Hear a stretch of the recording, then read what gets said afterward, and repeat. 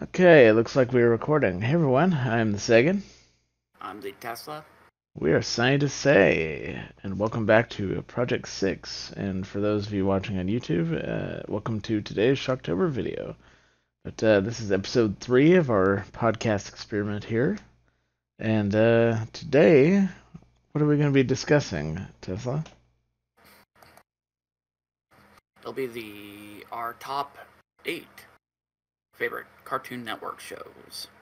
Yes, top 8, because there were just too many to shove down into a top 5.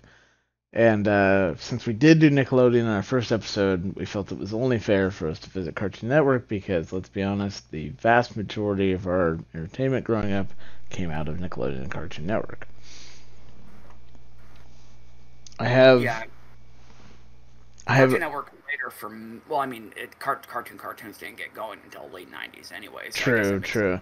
good for you. They got early, they got going a little earlier, I think, than you remember, but still, by and large, what we are thinking of is definitely in the latter half of the '90s. Well, I mean, they had Two Stupid Dogs, which I Right, remember, but right. Two stupid dogs. Two stupid dogs. which is funny because I actually just saw a post with apparently there's that Jellystone show which is out now. Um, and they've had cameos from like most of like the actual Cartoon Network Studios catalog, Oh, nice. and a lot of the Hanna Barbera. But one of the ones that they haven't done yet is Two Stupid Dogs, and it's just like it is a Hanna Barbera cartoon, but it Hmm. to It's me that was the definitely, first Cartoon Network Studios cartoon. yeah, I would agree For with some that. reason, my brain separates Hanna Barbera or Two Stupid Dogs from Hanna Barbera, puts it in I, Cartoon I, Network. I would definitely. I mean, I know it came out of Hanna Barbera, but then so did Johnny Bravo, for example. So I definitely associate Two Stupid Dogs and Johnny Bravo as Cartoon Network over them being Hanna Barbera. And for our younger Yeah, listeners, Hanna Barbera is the studio responsible for the Flintstones, Yogi Tom and Bear, Jerry. Tom and Jerry. I Well, I know mean, it's MGM, but I mean, come on. If it wasn't for Tom and Jerry, that's what right. Hanna Barbera. I shouldn't say got their start, but that was their Yeah. big break. Basically, a lot of the classic cartoons that don't fall under, the WB uh, Or Disney. or Disney umbrellas. Yeah. So this time I actually put my list into a rough order. Um, some of these I, I would basically rank equally, but I am going to go in reverse order, starting at 8 down to 1. I expect that we will have some overlap. Um, and who should go first? you can go ahead and start off. All right, I'm going from top to bottom, but mine's I'll start. organized for variety, but not Yeah. in any other order other than that. Okay. I'll start at number 8. This one may be an interesting one to some people because it was one I didn't even think of when I started going until I started looking at a list of Cartoon Network shows. And it's technically not a Cartoon Network show, but that's how it aired in this country, so that's how I saw it. So I'm counting it under this umbrella. But it's Code Lyoko. Uh, Okay. for anybody not familiar with that show, it's essentially a French anime. Is like the best way I have to describe the animation. It was well, partially because it's half traditional animation, half computer animation. And the concept is there are some kids at a boarding school in originally in France, but I believe in the English translation they imply that um, they're in America rather than in France. But anyway, these kids stumble across a secret lab near their school, and that lab happens to contain what's essentially a they call it a supercomputer, but it's essentially a quantum computer almost. But it's basically running this giant simulation in it called Lyoko, and they eventually figure out how to like almost Matrix like upload themselves into the simulation and explore it, and they find this girl trapped inside, and they think that she's this AI that's part of the system, but they have to protect her from all these, essentially a virus that's inside the system that's constantly trying to attack her.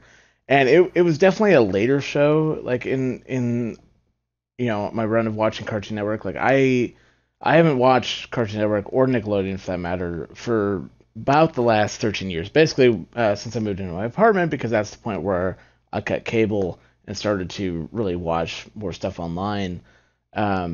But when I did catch it, like it actually has a really just I found the storyline very like compelling and wanted to watch more of it. And um, yeah, it's a show that like the the first season, like it's very much almost a monster of the week thing, because there is uh, for lack of a better word, a time travel mechanic. Basically, at the end of the episode, when they've defeated the virus and saved the day, they run a program inside the computer that essentially rewinds time for 24 hours. So basically, all the stuff that happened that day never happened. They retain memory of it, but nobody else does. And it's not until like much later you figure out why this thing even has the ability to rewind time, who created it, like, and all this other information. So there was a ton of character development and a big It's in-depth very plot.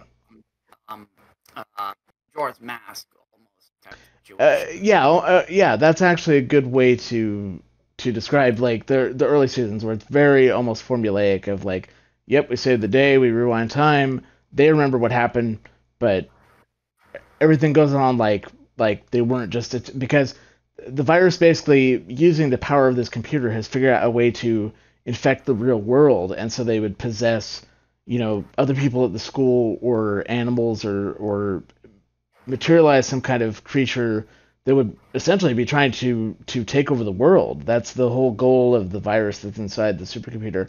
Is it's basically trapped in there as a way to contain it. It's trying to get out. And yeah, it's I just was really enjoyed the storyline, and I actually sat down and rewatched a lot of it recently, and it definitely holds up. I mean, it's one of those, like, I'm surprised at the level of story that was put into a show like this, and it's a shame that something like that, you know, didn't get more attention, or wasn't as popular. But they did get, I think, 5 seasons out of it. So I need to watch like the final season and see how it all ends, because I think it did finally get a proper conclusion. Um, and I will say the theme song, both in English and French, is absolutely a banger. And I'm not usually into the type of music that the theme song is, because it's more like a kind of a poppy dance track. But it's just one of those earworms that sticks in your head for a good day. so, so that's my Yeah, number 8. Little out of left field for me, but that's why it's at the bottom of the list. So yeah, no, I unfortunately at that time for me, couldn't stand I didn't view like a lot of the series that came out that drew inspiration from anime. I just didn't think that, oh, these people actually appreciate the art form and everything like that. They're just trying to crib it because it's starting to get popular. yeah, And yeah. and of course, obviously action shows don't usually end up on my list for some weird reason. I just never action cartoons specifically, for some weird reason, I've never been a real big fan of them. Which I know means I've missed out on a lot, but at this point it's like, oh well. Um, but that one I do distinctly remember seeing advertisements for and everything like that, and I knew some people that actually really liked it. Usually the same people that actually kind of like Invader Zim, because there was a little bit of overlap in the designs, in my opinion, even though it was like French anime, and there was something with the French, like Canadian French or French studios that did a Uh, lot of anime work I can at definitely that see time. that comparison between at least the. So one bit I forgot to mention with Code Lyoko is anything that takes place in the real world is done in traditional animation, and that portion of it I could definitely see some similarities with Invader Zim. It's definitely its own art style.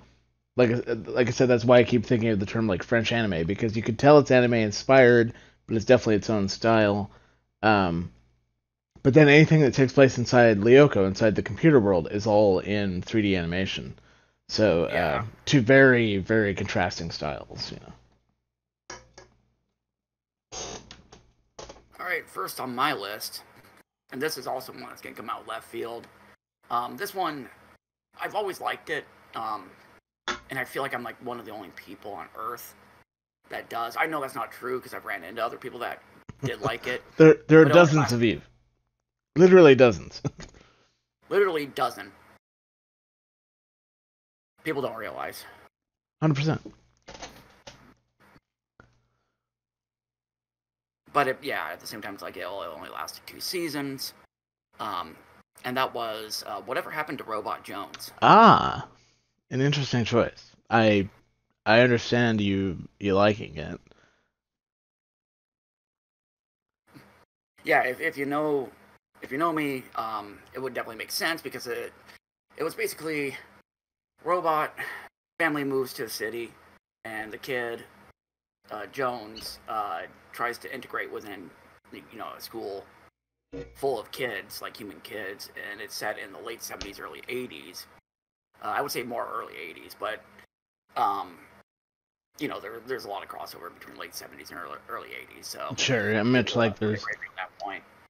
Um, and the art style was very much inspired by Schoolhouse Rock. Yeah, definitely. And there was just something about it. Like they did a lot of references. It ran from like 2002 to 2003. And originally they actually had a robot doing the voice. They actually had a computer program that did the voice, and that was brilliant in my opinion. Yeah, I was gonna say the. They had a human do the voice, which was horrible decision. The voice actor wasn't bad. It was just very jarring, and then I think they went back and redubbed a lot of the episodes with the human voice actor. So it's like that's one of the few times you'll ever hear me go, man, I wish he had kept the robot, because I've been very vocal about AI doing voice acting and shit like that. Right, yeah. I mean, and this was stylistic choice. This was over, not quite 20 years ago, probably more like what, 15 years ago or so. Nope. When that's 02. Oh, two. Okay, so I was wrong. So it is 20 years ago. Yeah, I specifically remember the first season. It was pretty much Microsoft Sam, wasn't it? They were using, I think you're right. and yeah, I mean it made sense. It was literally a robot voice. I mean that was the latest in voice synthesis we had at the time. Was, I mean, not the latest, but it wasn't that old, and there was a lot of voice synthesis that was still very stilted and obviously generated, unlike now where we're dealing with deep fakes. It was this very computerized robotic voice, and it fit the character. But I can definitely see some executive going, "Oh, that's obnoxious. Can we get an actual actor to do that or something?" Yeah, that's pretty much why I figured it happened. It was like for season 2, somebody found it annoying or something, because they stopped, unless there was like ended up ultimately being a licensing issue or something like that with Microsoft. But it's like, well, true, yeah. And I don't know why they wouldn't have it for a second. But yeah, it very much referenced like early 80s culture and everything like that. And I just really like, I wouldn't say like any episode really stood out or anything like that, but it was a very, very much a comfort, kind of not a comfort show, but at the same time a comfort show. It's like, I really appreciated the fact, because back in the early 2000s when I started getting kind of more like proud of being like a retro gamer and stuff like that. So it's like 80s pop culture was just starting to kind of bubble up again and start becoming popular, because not too much later we had the first Transformers live action movie and stuff like that. So I think that they were a little bit ahead of the curve, the creators behind Whatever Happened to Robot Jones. Mm-hmm. And then 2 seasons, and then it was they stopped and ran for like 3 or 4 years as reruns. Yeah. And apparently a lot of it's like there's a lot of lost media related to it, and it was just one of those shows that came out kind of second or third wave of the cartoon era. Yeah, definitely second wave cartoon. Along with like Blue and Og and Time Squad and stuff like that. They all came out relatively close to each other. Yeah. Yeah, it was not one that I was particularly a big fan of. Would watch it, if it came on, kind of thing. I was sort of, I can understand the annoyance of the computer voice, but after hearing what they replaced it with, it's like, yeah, they should have just left that voice in place. It was, No shade to the voice actor at all. yeah, no, Um, absolutely not. because But whoever it was did a real, honestly a good job, but it really was a 180 in tone, and the way they had it made perfect sense because it was a robot. right, so So it was like, they put a literal robot voice in it. You know. yeah, glad he got paid, glad he got some exposure and experience. So no shade at all. But yeah, as a stylistic choice, it was just very poor in my opinion, and some Yeah. of yours as well. Oh yeah, yeah. No, I after hearing the difference, I was like, as much as one can find Microsoft Sam annoying, like it definitely was the better stylistic choice for the character. Um, yeah. What about what's next on your list? Next on my list, and it might be telling that this being this low on my list tells you that there are better stuff above it because you know how much Some I like. heavy hitters. Yeah, but it's Teen Titans, and when I say Teen Titans, I mean the original Teen Titans show, not this abomination that is currently what all Cartoon Network airs by the name of Teen Titans Go. You can take that Really, that's show. only just in America too. That's the worst part. You can I've take seen that like videos show, in other countries, and and they're actually airing other shows. Yeah, yeah, yeah. What is it? What is it with the attention spans in this country now that they had to take an amazing show, cancel it, somehow rehire the amazing voice cast for it and turn it into LOL Random. Okay, I could fill an entire episode ranting about how much I hate Teen Titans Go. I'm not gonna do that. I'm gonna but try. I will say at the end of this, I am going to bring up some positives because there are some, There, but I will I don't want also. I I don't believe want the Teen Titans Go to be like overshadowing the original, especially for you. like it actually literally on my list right now says Teen Titans parentheses original comma fuck go and parentheses. I don't know why I did that when this is my list. I knew which version I was talking about, but But uh, I mean, sometimes it's nice to get that stuff just out. yeah, yeah. Well, yeah. I occasionally comment my own code with frustrations like that. So yes, Teen Titans, the original Teen Titans series, that was clearly anime inspired. Um, but I, yeah, really enjoyed the original show. Wasn't familiar with the Teen Titans at all before they started doing the show, as far as the comics. For those not familiar, it's I'm sure most of you are, but you know it's basically a group of younger superheroes that varying ages in the comics implied to be younger, you know, older teens essentially in the show anyway. But coming from all different, you know, superhero backgrounds. So you have Robin implied to be the Tim Drake version, or possibly the Dick Grayson version, because they do show him to take up the Nightwing mantle in the future at one point. So which would be Dick Grayson. But there's another thing that implies it's Tim Drake. So who knows which version? But Robin, regardless. Uh, you have Starfire, who's you know an alien from outer space. Uh, Raven, who is you know the goth chick, if you will, but she's got you know dark powers. Um, Cyborg, who is as the name implies, a cyborg, and Beast Boy, who is has the ability to essentially transform into any animal. Um, I'm definitely playing it as more of a goofball, uh, even in the original show. But the original show had a very serious tone and had like some frankly dark storylines, and I just loved it. You know, my favorite episode in the show is called Nevermore, and delves with them going inside Raven's mind, and you find out like she has all these different sides of her personality in there that she basically has to suppress, or her powers go out of control because her powers are entirely emotion driven. And there's sort of a related episode that's probably my second favorite episode that the name is escaping me, but basically a villain by the name of the Puppet Master tries to capture the souls of all the Teen Titans and destroy them to turn their bodies into mindless zombies to do his bidding. but he messes up and ends up swapping Raven and Starfire into the other's body, and they literally have to learn how to uh, control each other's powers. And Raven's powers are all emotion driven, or rather, Starfire's powers are all emotion driven. So Raven has to learn how to feel emotions that she's not used to feeling, whereas Raven's is all about essentially suppressing that emotion, otherwise the powers go wild, and then concentrating that into whatever she actually needs to do with the powers. And it's just you just don't see character development in a lot of shows like this. It feels like anymore, because stuff that happens in that show would carry on to other seasons or call back to older episodes.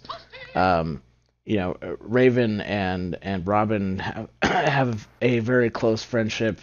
Um, Robin and Starfire have like a romantic relationship later on, and like, but there's all stuff that develops that and hints toward it, later on. And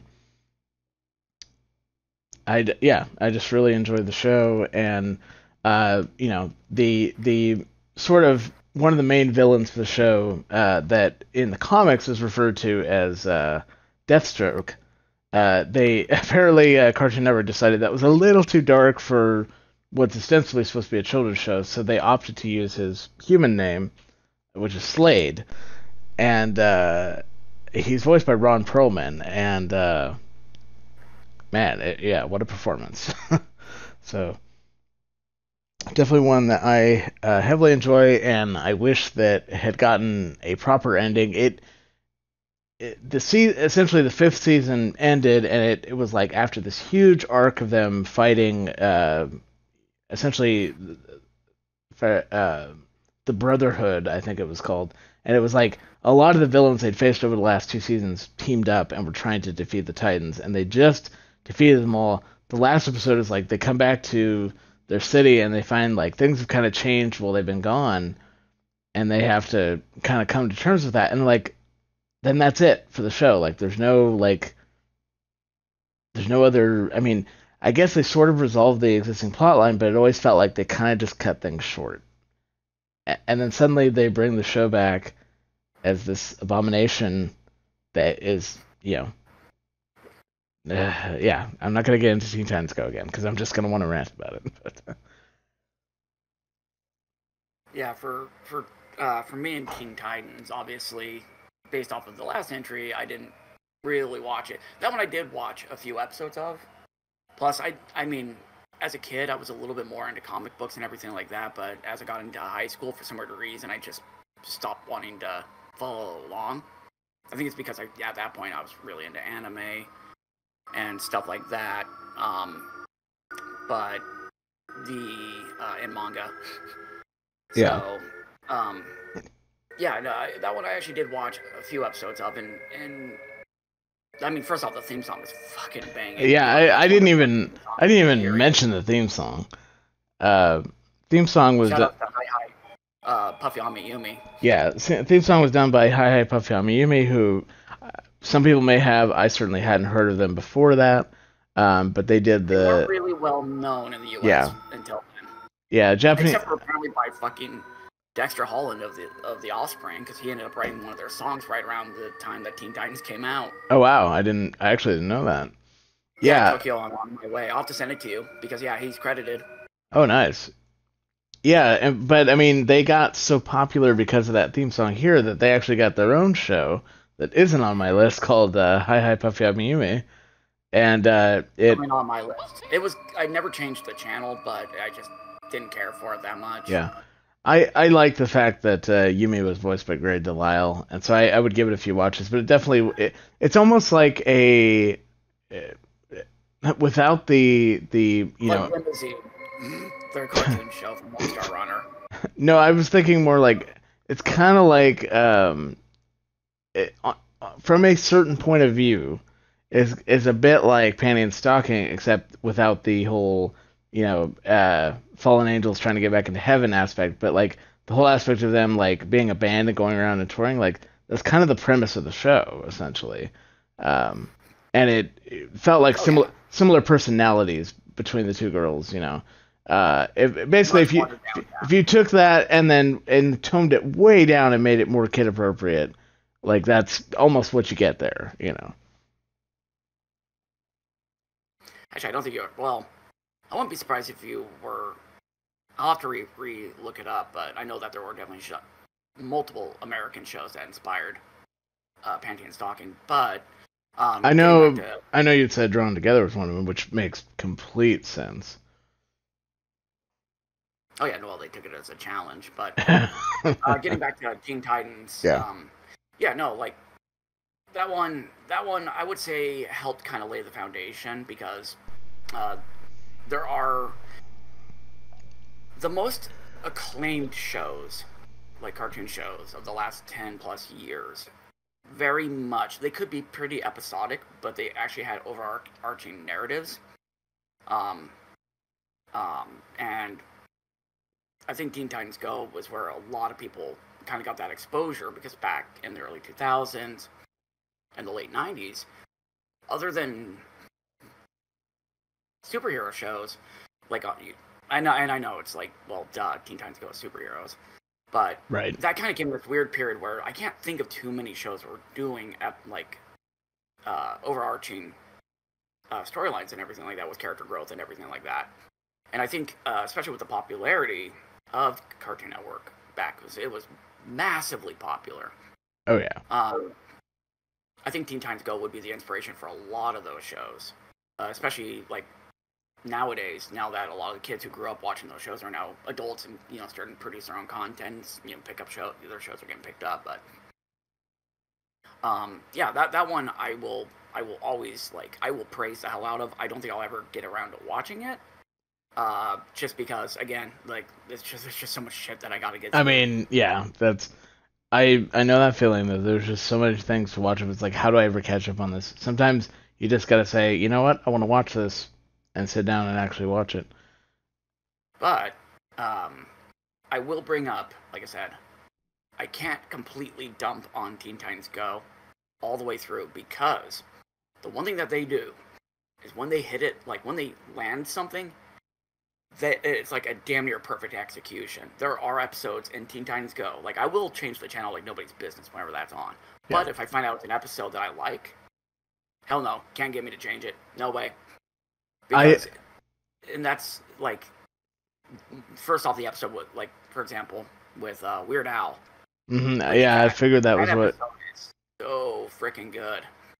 Yeah, there. I will give them props for a few things that are well done. And I'll even talk about one here in a moment. But yeah, that's one that always comes to mind is I've forgotten the villain's name, but basically the Teen Titans are all captured by a villain that they're Dark Side. all Darkseid. Yeah, I mean they're all like terrified of this villain, and then it turns out he's voiced by Weird Al, so of course he doesn't sound evil at And all. if I recall, it's the Justice League was actually captured by him, Oh, and that's then the right, Teen that's right. Titans And the Go Teen tries to Titans had to come back. go and rescue him. Yes, yes. Yeah, and yeah, there's like this beautiful exchange between Cyborg and Darkseid, where Darkseid talks about how Weird Al is like the most evil person on Earth, and it's of course it's Weird Al saying that, and Right, yeah. Cyborg is just like hell bent on going, you monster, he's a national treasure and stuff like that. And then there's like the episode where they kind of break the fourth wall, and there's that one villain who's like comic book guy pretty much. His name is Remote Control, but yes, he is essentially a comic book guy of the Teen Titans universe. And that episode was really well done because that was Where they find out like, oh, this is what we were. Holy yeah, shit, we were crazy. it's a crossover between Teen Titans Go and the original Teen Titans because he's able to essentially change the channel and put them back in the original universe. I will I And will that's what made me go, okay, these guys actually they actually kind of do appreciate the original show, but obviously that was like when the show first debuted, it was like so all random and everything like that. It was just like you couldn't, and then they were like just tearing down their characters yeah. and their own way. Like even again, I was not really a fan, but it was hard to watch Teen Titans Go at first. But they're like as time went on, they started poking fun at themselves, and I think when they do that, not just poking fun at themselves, but just like it's not the only time that I'm like, okay, I like this, because there are times outside of that, like again the Weird Al episode, they're not making fun of themselves. They're doing a two-parter that had really good jokes and everything. So it's like the writing team is aware that they pissed off a lot of fans of Teen Titans Go, or Teen Titans, sorry, the original Teen Titans. But at the same time, they're going, hey, we were fans as well. So it's like when they write things that are, like more leaning into respect of it, it's like, wow, you guys are actually, thank you for doing that. And again, it's like they're very talented writers and everything. I've heard the one thing I do want to see is the movie, because I've heard the movie. I was gonna mention I was actually going to mention Teen Titans and Teen Titans, what is it? Teen Titans and Teen Titans Go to the movies, yeah.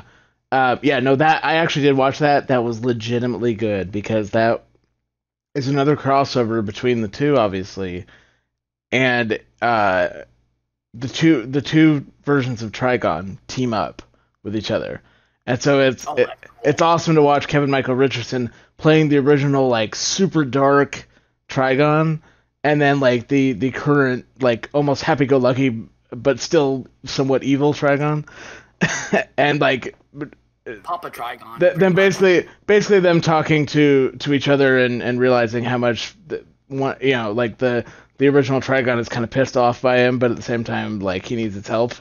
So really really well done in that. I actually legitimately enjoyed that, because it also had the original versions of the characters in it. So I would give them credit for that for sure. But in general, there's some credit to be given, but overall, I'm still with you with it. Yeah. It's just for me, I'm always, not always, but there are times where I'm just like, well, I can't shit on them too much. But sometimes I'm a bit of an apologist for Teen Titans Go, because it's like I said, when they land, Jesus Christ, do they hit home runs.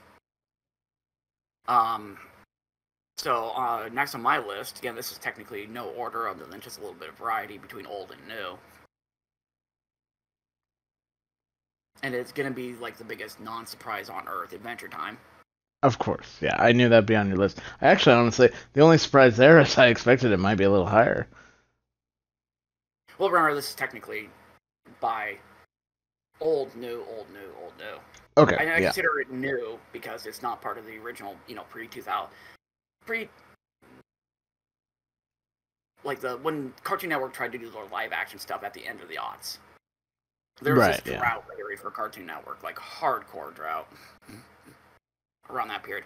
Because the one thing I will mention is I actually had Cartoon Network until about, Adventure Time ended in 2018. Yeah, that sounds about right. Roughly when I cut cable was right around that time, maybe a year earlier. But I know that I saw the finale of Adventure Time live. Yeah, because did I weep?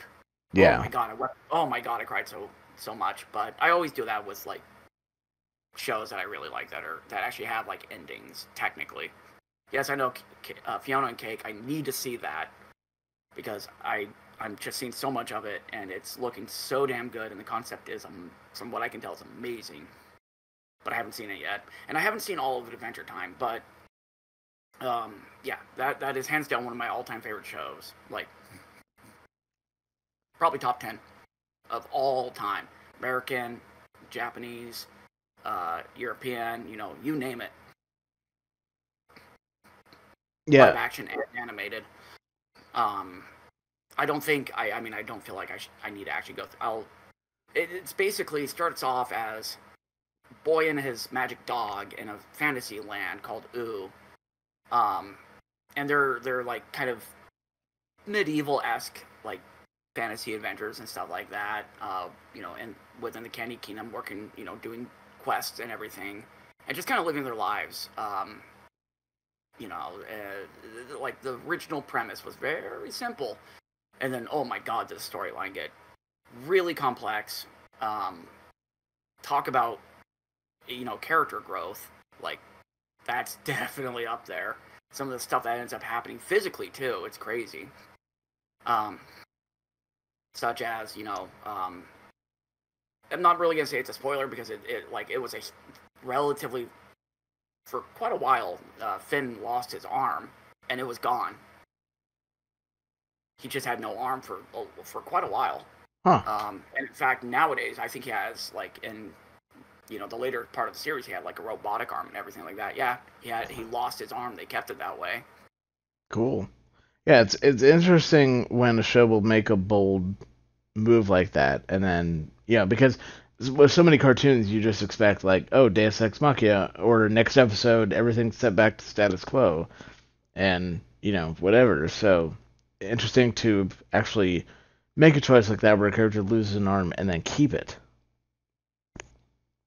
Oh yeah, that was one of the big one of the big things, and then the focus shifts about a third of the way through the series. It starts shifting over to the rest of the world, pretty much like the lore and everything like that. They go deeper and deeper into that, so it shifts from like Finn becomes kind of like Finn and Jake kind of become almost background characters for a lot of the series, which was ultimately a really good idea. I mean, Finn and Jake could have still been center stage and everything like that, but I appreciate the fact that they're like, well, wow, we have all this lore that's starting to, we're starting to delve into. We need to actually start focusing on it if we want to be able to eventually end the show in a at least marginally satisfactory way, which they did. The ending did feel a little bit rushed. I will say that. Yeah, sometimes unfortunately that happens with budget and timing and everything else. Like, just be glad it got a proper ending than anything else. Yeah, because that is really rare, just in general. But yeah, no, like the character growth was just insane. The music was phenomenal. They had amazing talent.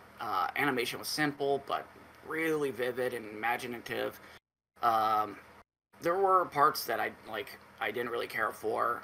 The original major villain, and this is gonna be the second time he's mentioned during this, was Ron Perlman voiced the first major villain known as the Lich, and I think that was one of the most badass villains ever.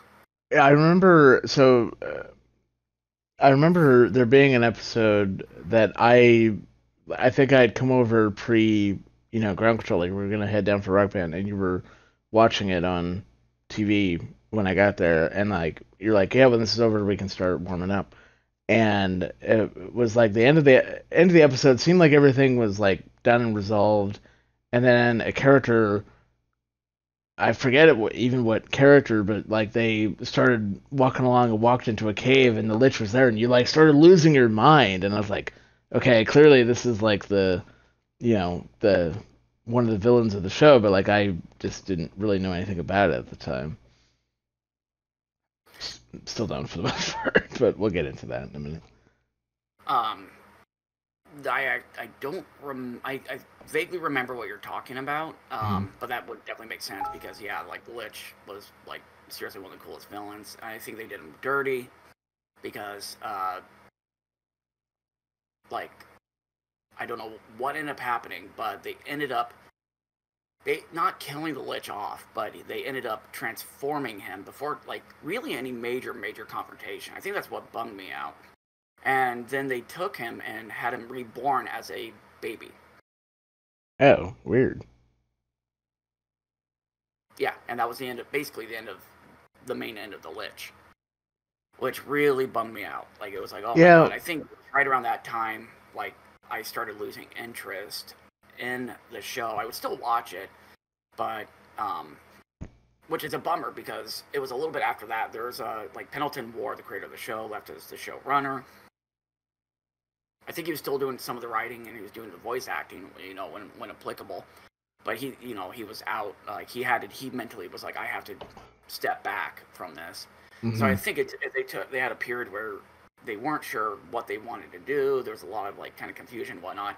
And a lot of the episodes became kind of like, I was like, yeah, they're okay, like at best. Yeah. Not horrible, but it was just like, yeah, I just lost interest.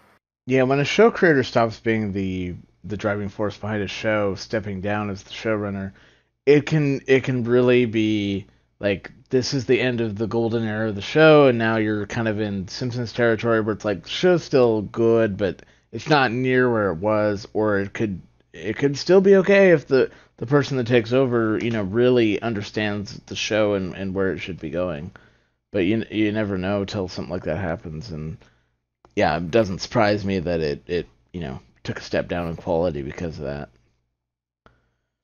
Yeah, and then sometime later, it found its footing again, and that was when they really started ramping up, and they started focusing a little bit more on like Marceline, her history with the Mm. Ice King, which is just so sad. It is Yeah, so I heartbreaking. that's one of the Like few I know things that I you're only I marginally exposed to it, and it's right, like but even I I know understand you like know. how like yeah, that's some deep stuff there, you know. Uh, Yeah, yeah, I mean, and well, no, go ahead. and talk about like making like showing that Tom Kenny can act. Like I know always knew that he could. Like there was no question about it. But for me, if I had to point at like one role where Tom Kenny like really shined, it is as the Ice King slash Simon because he voices obviously both, Hmm. and it's because of that. It's because he's able to go from basically a dementia patient to a brilliant scientist who's desperate to cling on to not only his sanity but what life he had, like, and try to like at the same time help shepherd people because he was just a very kind soul, Hmm. um, and everything like that. It's like holy crap, he's able to do that like that. Like it's just amazing because the two characters are sympathetic for different reasons, but they're the same character, and that's, in my opinion, really hard to pull off. Yeah, I mean, So, the only reason somebody should think that, and they shouldn't think that Tom Kenny is not a talented voice actor, but the only reason why somebody might think that is because all they've heard him do for the last 20 years is SpongeBob. But it's like we've heard him do, roles for the last 25 years. The guy has quite a range and has done some really good stuff. It's just that he's found a role that is popular and putting money in his pocket. Why would he stop doing it? I yeah, don't blame him for that for a second. You know? no. So, yeah, Yeah. I could keep going and going and going and Right. going. I know. I want to give you a chance to say your piece on it because this is one that I'm. It's not on my list. I don't know much about the show. I just never really watched it. Never got into it. I am aware of some of the character story and plot from talking to you about it over the years. So, and I do see the how that could be intriguing and appealing to people. And I mean, it clearly has had an impact. I've seen, Adventure Time tattoos on people. I mean, what time is it? I mean, Adventure Time was a I've cosplayed as Marshall Lee. right. I mean, That's like one of you've cosplayed Marshall Lee's as like one of my all time favorite characters. yeah. I mean, your avatar on our Discord has been Marceline for quite a while now. On Uh, Discord, on like on patches everything, and stuff, like yeah, yeah, that's my signature. I love that. I need to reach out to that artist and be like, holy shit, thank you. yeah. I mean, Um, I know how much you like the character. I mean, I'd honestly say like if I had to pick a favorite character, it should probably be mine because I'm always a fan of vampires, and I do think it was interesting that she kind of rejects the being a vampire or being a traditional vampire. Like she turned the family battle axe into a bass guitar. I think that's awesome. oh But yeah, yeah, I mean, I just don't have a huge attachment to the show myself.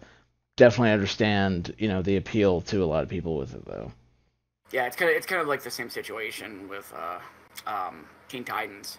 It's like I didn't have much of a attachment to it, but it's like I absolutely respect it. I Hmm. understand why it was popular, um, and it definitely had a huge impact, and you can see it and everything like that. In fact, I would say Adventure Time benefited from. I wouldn't be surprised if there, some of the people that worked on it were like either worked on Teen Titans or really respected the show, and it's just like, yeah, I kind of want to have, a long overarching narrative and everything like that, for Adventure Time. I mean, they came basically from the same studio, so Hmm. All right. what's next on your list? Next on my list is just got mentioned in our Discord earlier tonight. Aqua Teen Hunger Force. Um, this is more Adult Swim than straight up Cartoon Network, but Adult Swim is just the the midnight block of Cartoon Network. more. Especially that one because I mean William Street is basically Right, William Cartoon Network. Street is Cartoon Network. I mean, it's without Space Ghost Coast to Coast, which is not on this list only by virtue of the other things that are on the list, and we had to stop somewhere. uh, Adult Swim wouldn't be a thing. But when Adult Swim became a thing, like Aqua Teen Hunger Force was one of the first shows they ever produced. So It's kind of like with the Nicktoons. yeah. It was like one of 3 or 4 that came out like right around the exact same time.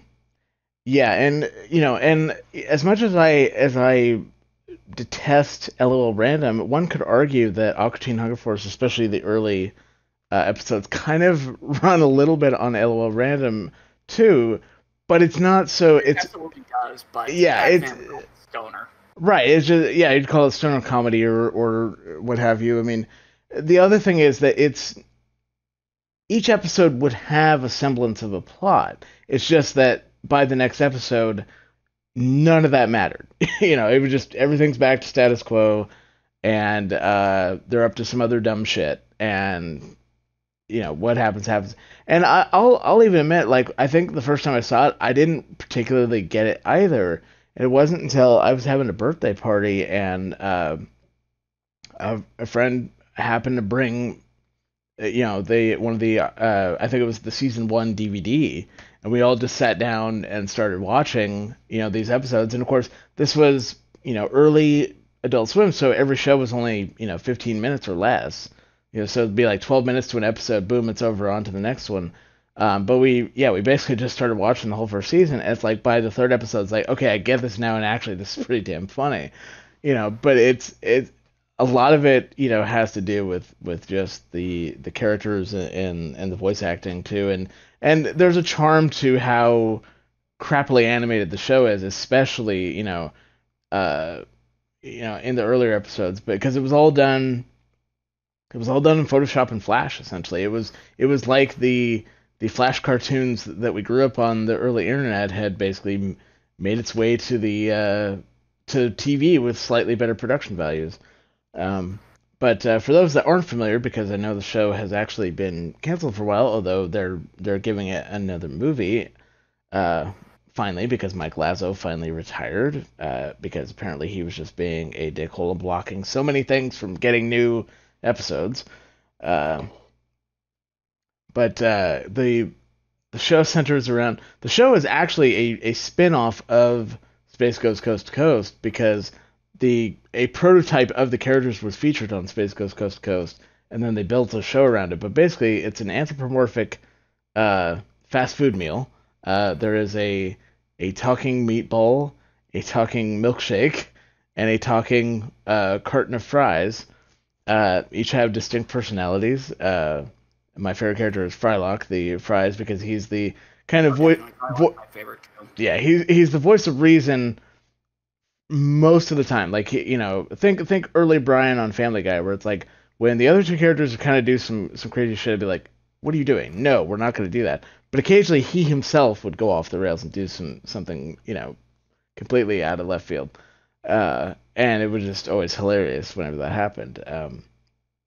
But I haven't seen every episode. At some point, the creators of the show clearly got bored. They started changing the name of the show every season.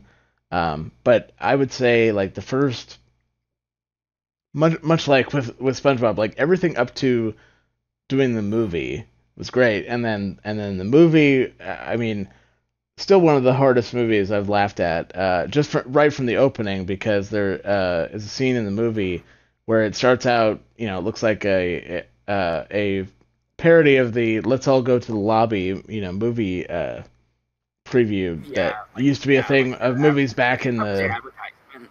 yeah, basically an advertisement for refreshments out in the lobby.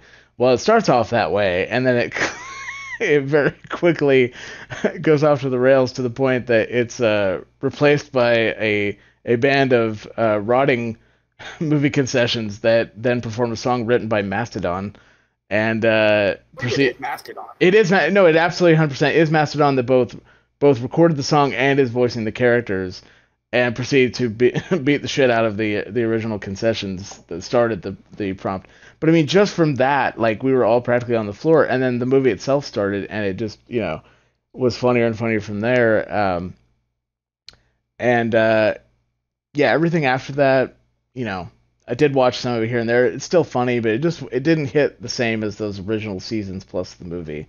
But I'm absolutely excited that they're getting a movie, and I'm looking forward to seeing that because it's just going to be more crazy off the wall humor featuring these characters.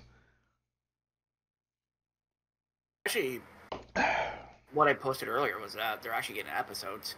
Oh, are they getting a new? Because I know they were getting a movie, but are they actually getting a new They may have, season they may now? have switched. They may have switched over and just said, "Yeah, let's do like a like a movie's worth of Of episodes." episodes, yeah. I mean, I could see that because like the what they replace Doctor Weird with in season three, the Space Kataz, that was actually Mhm. that was an aborted pilot episode for a Yeah, series they wanted to do featuring the Mooninites versus the Plutonians. And so since it didn't get picked up as a series, they just chopped it up into 13 bite-sized pieces for the season. So I wouldn't be surprised if they went to do a movie and they're like, why don't we just make a full season out of this? Because honestly, like I do love Aqua Teen Hunger Force colon movie film for theaters, but I do fully agree that Aqua Teen Hunger Force works much better in bite-sized pieces. yeah. The only reason the movie was like really good is because it's one of the few examples of it's just a movie length episode, and that's Yeah, really hard yeah. to pull And off, like especially for short. it's the only time they like really delve into the origins of the Aqua Teens. Yeah, this one, it's not on my list because I mean, honestly, we could do a list of Adult Swim shows Right, like if we specifically. did just Adult Swim, we'd have a whole different list for this.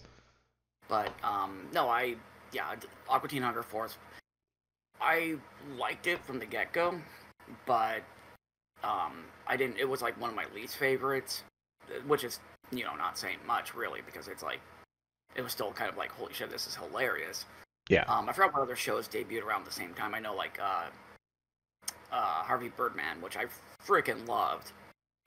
Yeah, and I had to, like Harvey Birdman is one I came on too late, but I had to fight with myself whether it ended up on this list or not. Ultimately, it didn't, but because I thought it may end up on yours, but and I just had other shows I needed to put on here, but that one Yeah, was great too. but yeah, no, like I'm right there with you on Aqua Teen. Yeah. 100%. I mean, People don't realize. people don't realize 100%. I mean, I still make references to Aqua Teen and Hunger Force on a semi-regular basis, from some of the quotes from those early episodes. Like, half the time we go down to ground control, I don't do it out loud, but in my head when I'm wanting to order food, I'm going, hey you, yeah you, dingbat, I want the Gunsmoke nachos, a hot dog, and keep the rum and diets coming. Which is a takeoff on Carl's whole order when they go to play sports bar trivia, where he orders like just basically everything on their menu, and he's like, 50 wings, extra hot, and keep the ranch coming. And he's like, you would have ordered over here? We fought in blood. Which is just like classic Carl.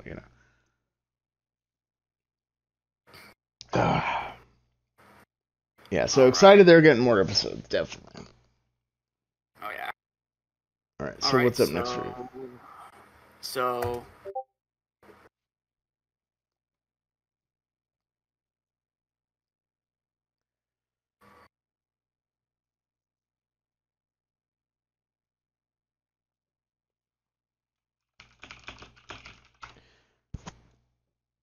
Oh yeah, yeah. I'm not surprised that Johnny Bravo is on your list because it's one I had to think about. I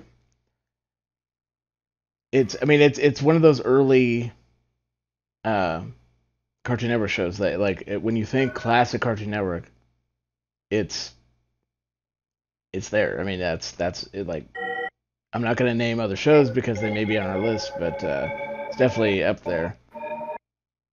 But yeah, it's that's a good one.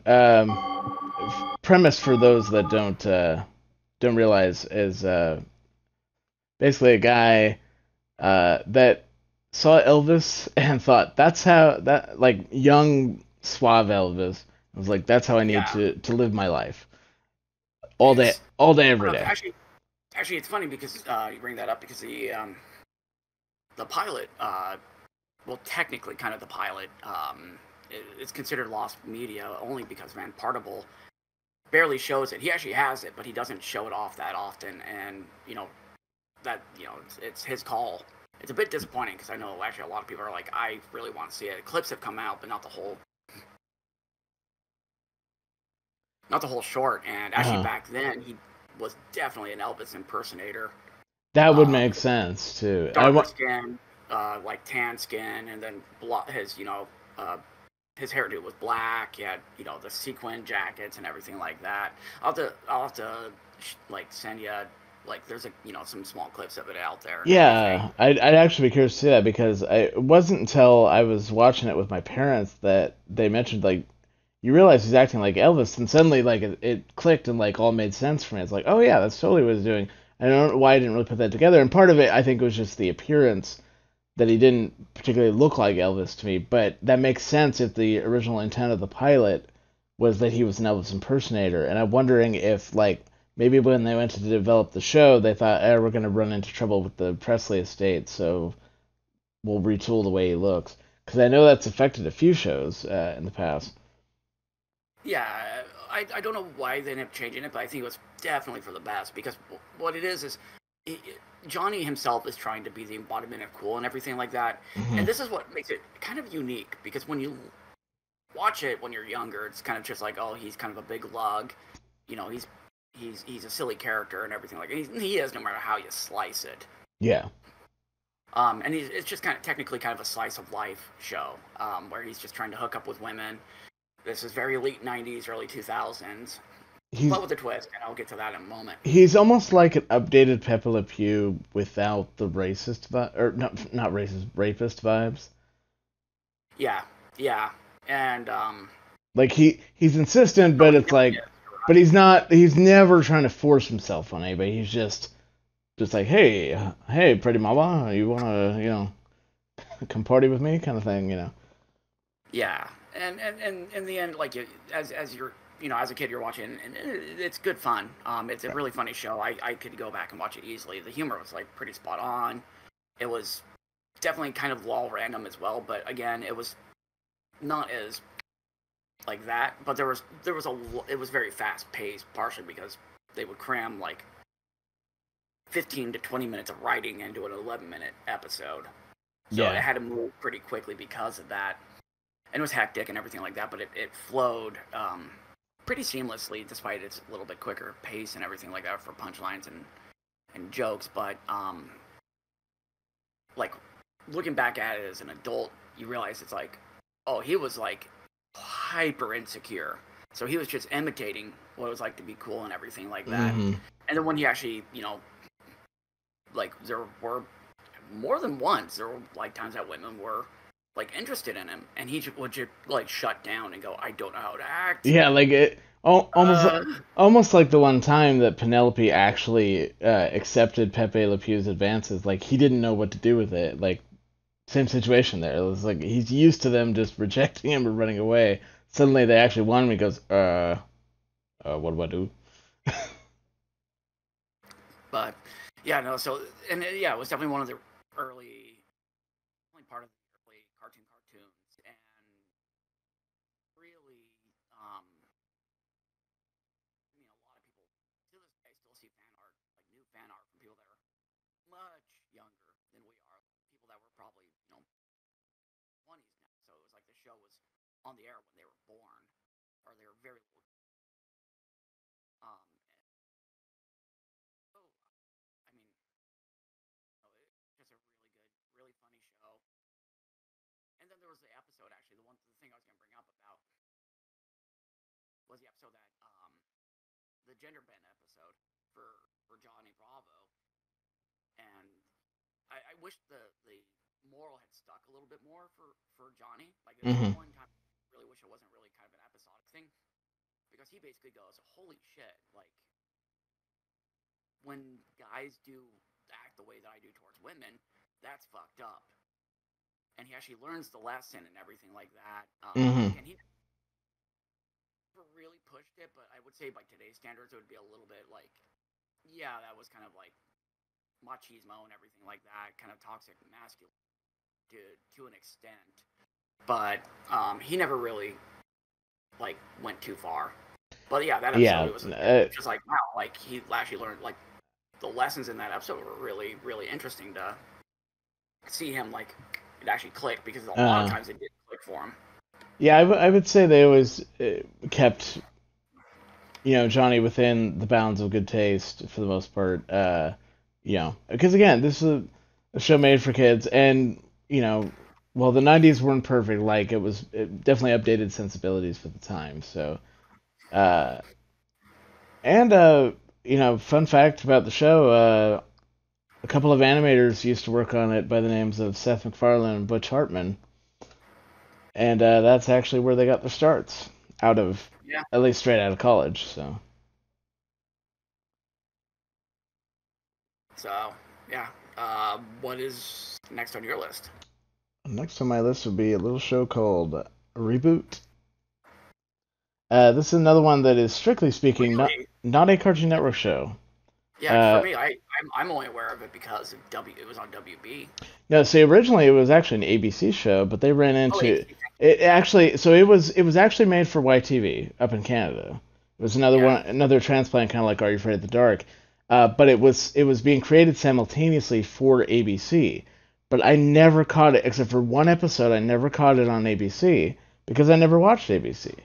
So I didn't really get to watch it until a couple of years later when it was picked up and part of the original Toonami block that would be on in the afternoon. That would be Sailor Moon, Reboot, DBZ, Real Adventures of Johnny Quest. Fantastic lineup aside from DBZ for me personally. But for anybody that enjoyed DBZ, like perfect lineup for Toonami in my opinion. Um, but yeah, I would catch it through there, and they were actually showing the episodes in order, so I was capturing, the ongoing plot because the interesting history of the show. Well, let me get into what the show's about for those not familiar with it. It is imagine if every piece of information inside your computer was real and represented by it is real, in the bounds of your computer information exists. There are those that would tell you everything inside your computer is theoretical. They're out of their fucking minds. But specifically that imagine all of the information in your computer were represented by little people that that ran around inside your computer and lived in like a giant city essentially. Given that concept, the show centers around a city called Mainframe that is all inhabited by uh, sprites or binomes, which are essentially ones and zeros. Uh, and there are viruses that are also characters, and they were basically the villains of the show. And it would follow this transplant into the city who would come via the internet, essentially, named Bob, named after Microsoft Bob, which is a very obscure Microsoft product most people don't remember. Uh, and he was a guardian, and his job is basically to defend the system against viruses. And so there are at least two viruses that are permanent residents of the system that he's constantly trying to fight against and get out. And he's made friends with the inhabitants of the computer. I always imagine the computer as basically some kid's old beige mid '90s PC, because they constantly talk about how the system is much slower compared to like the supercomputer, which is like imagine it's probably some major node for the internet kind of thing because they always make it seem like it's the central computer, like the viruses that live on the system. Well, one of the viruses that live on the system, like that's his goal is to get off of mainframe and into the supercomputer. The other virus is just insane and just wants to cause chaos. But the show started with YTV and was being simulcast on ABC, but they ran into so many problems with ABC's standards and practices, or Board of Standards and Practices, specifically is what they called it, that eventually they just got fed up and ABC essentially canceled the show, but they were still going on YTV, and they're like, good, now we can do the show that we wanted to do. And that's why the third season, the storyline gets so much deeper and darker compared to the first two seasons because they basically had their hands tied by ABC and couldn't do a lot of stuff they wanted to do. I mean, and this comes down to character design too. There was a character that they weren't allowed to show have any kind of cleavage, so they gave her what they've termed a mono boob because her chest is basically just one flat blob. Um, and I should mention the show was made by at the time they were called Mainframe Entertainment. They're now called Rainmaker Entertainment. But these are the guys that did the animation for the Dire Straits Money for Nothing video, and this was kind of their first major project. After that, with much better animation, at least by It was a few years later, yeah, yeah. it was a few years later. Definitely by mid '90s standards, the animation is much better. Does it? It's okay for what it is watching it now, but it's like obviously animation so much better and doesn't take as long to produce. But yeah, I just I remember that first episode I did catch on ABC. I happened to be over at my grandmother's and was channel surfing. She didn't have cable at the time, so only a few channels available. Happened to catch this episode and it was halfway through, and it was the one where Hexadecimal gets control of the paint program on the system and starts messing with everybody via that. And I remember like I have no idea what's going on, but I get it. This is inside a computer. This seems really cool. And I never saw any more of it for like 2 years until it started showing up on Toonami, and then I just started like anytime I could catch it, it's like yeah, I wanted to watch what's going on. And now I own the entire series on DVD, and I have watched all of it, and I love every second of it because they actually once they were able to kind of cast off the shackles of ABC, they actually started doing an ongoing storyline. Like the entire third season is a connected storyline that goes through the entire season, and really did some character development. Whereas the early seasons is very much a syndicated monster of the week type thing where once the episode's over, everybody's happy, everything's back to status quo. Definitely not the case with the third season. Uh, I mean, you didn't know if a couple of characters were even gonna make it if you catch my drift. So uh, yeah, definitely enjoy that. The main villain Megabyte, who was one of the two viruses, voiced by the late Tony J, who had an incredible voice. I could listen to that guy read the phone book, and I mean, as a guy that always seems like he had this very refined British accent, he absolutely could get across anger and all kinds of other emotions through Megabyte, and it was always just one of my favorite characters on the show. As much as you love to hate him because he's the villain of the show, you didn't want to see him win, But I my only sadness is that the fourth season, which essentially comprises two movies, was left on a very large cliffhanger, and unfortunately, um, the show was then ended or canceled essentially. And I know they've talked about resuming it at some point, but everything I've heard about them resuming it is it's literally going to be a reboot. So the storyline, as I know it, will be left on a cliffhanger. They did like continue it via comic book because sadly Tony J died, so they really had nobody to voice Megabyte because that would be a hard one to replace. Um, so I try to enjoy the show, as I remember it and as I have it on DVD now. Uh, and yeah, it ends with a cliffhanger, but just use my imagination to imagine where it goes from there. But yeah, definitely have enjoyed the crap out of that show, and I only wish we got more of it. Um, I know that my brother liked it and my dad liked it. Just wasn't one for you. Not even remotely. There was something about 3D animation in the 90s. I know for a lot I of people inspired their imagination. mhm. Hated it. I I couldn't stand 3D stuff back then. I can. I mean, I knowing how rough the animation was then, I can absolutely understand that. I mean, And then of course there was an action show on cartoon on top of that. It's like right, not I thought your. the main adult male character was cool as hell, and that was it. I was like, yeah, no, that was Uh, Also, for my brother. Mainframe also did Beast Wars, which would probably be another one not necessarily your cup of tea because 3D Oh, that animated was and definitely was action fun. cartoon. Yeah. Yeah, But that was not a Cartoon Network show. That was I think that was Fox Kids actually. I think it was Fox Kids. Yeah. So, no shade against reboot or anything like that. It's just yeah, that one. Ooh, yeah, that one was definitely not like I know that I've seen episodes, but it was back when it was on ABC, and so it's been like 20, almost 30 years now. So it's like I just vaguely remember. Like I know what the characters look like. I can imagine them pretty crisply, Yeah. but yeah, like it just. Mm-mm. I'll have to show you the Talent Night episode because it's got some really good references in it, and it's a you don't need to know much about the series because it's a just a standalone episode.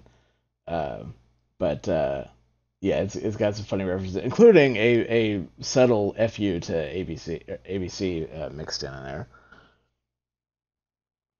It's always nice whenever they get away with that. Kind of Yeah. like with Weird Al doing the Columbia Records still sucks. Sure, Yes. whenever he does, you're pitiful. Or in Albuquerque, when he asked Oh his yeah. wife, she's like, "Honey, do you want to join the Columbia Record Club?" Whoa, hold on now, baby. I'm not ready for that kind of commitment. So we broke up, and I never saw her again. It's like, wow. Yeah. Next on my list is one I wasn't actually completely planning on.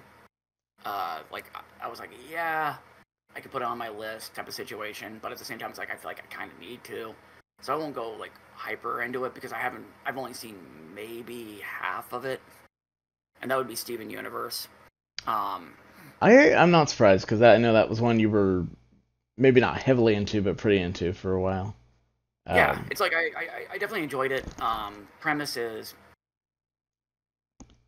kid, you know, younger kid, um, is part human, part alien life form that's known as a gem. Um, like his mom was a like alien gem based alien named Rose Quartz, and she fell in love with a human when her and a group of like a couple of her followers were exiled from their planet, went to Earth. She fell in love with a human, and they made Whoopi, and then yeah, there you go. Um, and then like he's like trying to just live life like as he's lived life mostly as a human, but he lives with three characters that are also from the same gem planet, Garnet, Amethyst, and Pearl. And it's kind of slice of life, a little bit. It's definitely kind of an action show. I don't know why. I think by the time it came out, I was a little bit more open to like seeing more action based shows. Another one that had at first was kind of a monster of the week, and then as time went on, it was clear that there was like a lot more lore. The person who created it, Rebecca Sugar, worked on Adventure Time, so it's like, oh yeah, there's Definitely she was some like the similarity main. there. Yeah. Yeah, I think she was one of the main music people on Adventure Time too. So like Steven Universe is kind of known for its music because of that. Hmm. Um, just really like overall really good show, well written, not perfect by any stretch of imagination. It's one of those where I know that the fandom got can get real picky, finicky, and not standoffish, but it's like they got it obsessive. Like that's one of the only downsides with like the Cartoon Network revival and then a lot of these like well-regarded shows nowadays from the 2010s is that Hmm. that was right at the same time that fandoms really started getting going. And again, and yeah, like no complete shade against the fandom or anything like that, but there are aspects of that where it's like, yeah, no, that I can see. I won't defend the fandoms because it's like, yeah, a lot of times they've turned people off just Yeah. because you're not liking it like the way you should, and it's like, okay, you can go That fuck that's yourself with that called shit. that's called gatekeeping, and no, don't do that. I mean, let people enjoy things how they want to enjoy them, but Yeah, because that means there's more people you can chat about, you can ex- like, share this with.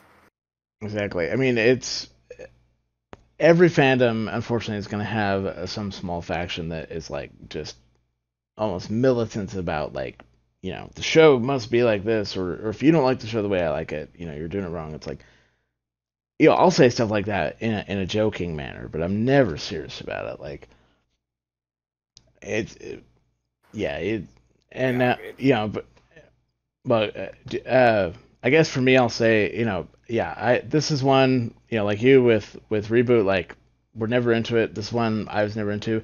I know there's a lot of music that's come out of it because there's several pieces of it in our Clone Hero library. Um, and it's just I'm sure it's got a good story and whatnot. It's just one I've never caught or really managed to get into.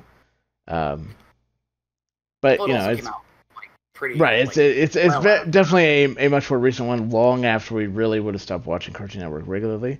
But like I said, not surprised that it's on your list because I know it was one that you were into for a while for sure. So Oh yeah, yeah. No, there's like I said, it's obviously there's a lot of themes about like acceptance and everything like that. The animation was beautiful. Like like there was oh something about like the simple lights and stuff like that, like the pastels and the brightness and everything like that, that I really liked. So that like a lot of the animation was really well done. Um, and yeah, like there's a lot of really good morals and everything like that. Like I said, acceptance. There's obviously like LGBTQ plus yeah, community like latched onto it for very good reason. In fact, one of the funny things is in one of the for what it was. I can't remember the country, but it's like I think a Middle East country that was airing it, and they kept so Garnet is actually two gem characters fused together. Basically, they're married, but they're both female. So it's like, okay, this character is basically a lesbian. hmm Like, yeah, duh. if you Even if you don't really know the show, it's like, oh yeah, yeah, yeah. There's a lot of themes where it's like, oh yeah, you can tell that the character is everything like that. Um, it's very very pride positive, and I really like that a lot. But in that one country, they ended up choosing, or basically saying, hey, the voice actor for I'm gonna can't remember the two, Sapphire and Ruby, I think. For Ruby, because Ruby was more tomboyish. hmm They had the voice actor, I think, was a male. So in the episode where the two Ruby and Sapphire actually get married, it's Sapphire that's wearing the suit and Ruby that's wearing the dress. And they basically went, you can either show the episode or whatever, but try getting around this. Like they went deliberately through with that country because of that yeah, censorship, and I was just like, beautiful, beautiful. yeah, Um, that's well done. so yeah, no, like a lot of the characters were pretty memorable and everything like that. Like I said, I've only seen about half of it because um, it did come out late enough where I think about half of it ended up airing after I cut cable. So um, I started watching less and less of it just by virtue of that. So it's like I've never really gotten caught up on it. I know that they like the lore was really deep, and I want to, that's part of the reason why it's like, okay, I kind of need. It's one of the few that I'm like, I kind of feel like I need to, like with Adventure Time, it's like I need to Yeah, kind of finish this up because it was something that I really liked. Um, yeah, like I 100% would recommend, watching watching it for anybody out there. Um, but I would assume that most people probably, that would be listening. It's like you probably have seen some of it, and I can make a judgment from there and everything like that. But yeah, it definitely is a newer one that made it on my list again, partially because of the fact that it was uh, had an overarching. That's one thing you'll find that for me, it's like if it has an overarching story, it's gonna make it on my list, which makes it kind of funnier that I didn't really like action cartoons because back in the day, those were a lot of the only ones that actually had a storyline that would right. I progress and everything mean, like that. yeah, But I think it's because I got into anime like late '90s, early 2000s, and like back then it was pretty seldom you'd have a monster of the week non-overarching series that would come out. So it took something like the anime for me to finally start appreciating longer form content, yeah. but not too long because I like Dragon Ball Z. I will never watch the whole series again, ever, ever, ever. That's a time sink. That is a time Yeah, sink. I mean that's basically like because I mean, I don't know. I'm still just not into DBZ. Like, but I always enjoyed the tournament episodes if I would catch one on TV. Oh But no, those are always well done. Just yeah, because they were close to like you know the closest thing you could get. Like they were short story arcs essentially, and yeah, everything like that. yeah. But yeah, so that was the next one on my list. Okay. Well, number four for me, shocker, Metalocalypse. Uh, yeah, I mean, those that know me, I'm a big fan of metal music. Was raised on Metallica's Black Album, and Slipknot is my favorite band. And I remember when the commercials for this came out, they you didn't really get to see much of the animation of the show. They would just play the the opening theme song and say this is the theme song for Brendan Small's new show Metalocalypse. And I was like, wait, there's metal music this good in an animated show? This should be interesting. But then I kind of forgot about it. And sometime after the show had premiered, a friend of mine had come over and said, have you seen Metalocalypse? And I was like, oh, is that the one that has like the really heavy metal song as the theme song? He's like, yeah. I was like, no, I hadn't seen any of that yet. He's like, you got to check it out. So had me watch it, and I immediately fell in love with the show because I immediately got the joke, which is that the premise of the show is this band called Death Clock, which was supposed to be the original title for the show, but there was already a band called Death Clock, like DATHCLOCK, whereas Death Clock in the show is spelled DETHKLOCK, or sorry, KLOK.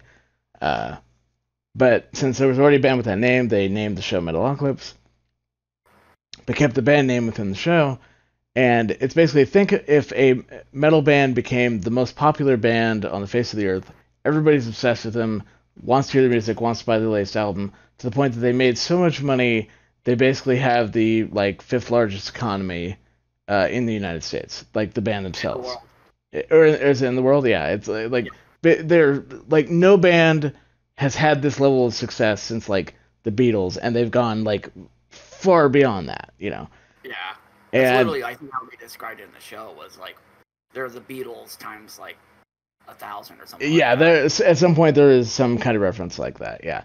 And I immediately got the joke that there's all kinds of jokes littered in the show that are poking fun at other metal bands. Like they have several notable metal musicians, you know, doing voice work on the show. Like Corpse Grinder is on it. All the guys from Metallica have voiced background characters at one time or another. Um, in fact, Mr. Crackish, the lecturer, is that's James Hetfield doing his voice. So Yeah, but, most episodes they had a special guest voice that was somebody in a metal band. So right. it's a really really brilliant idea. Yeah, exactly. But the best part is that every episode you get a new song from the band, and it was literally Brendan Small, who at the time was famous for doing home movies, Which uh, yeah, which if I know that's I a favorite of love yours.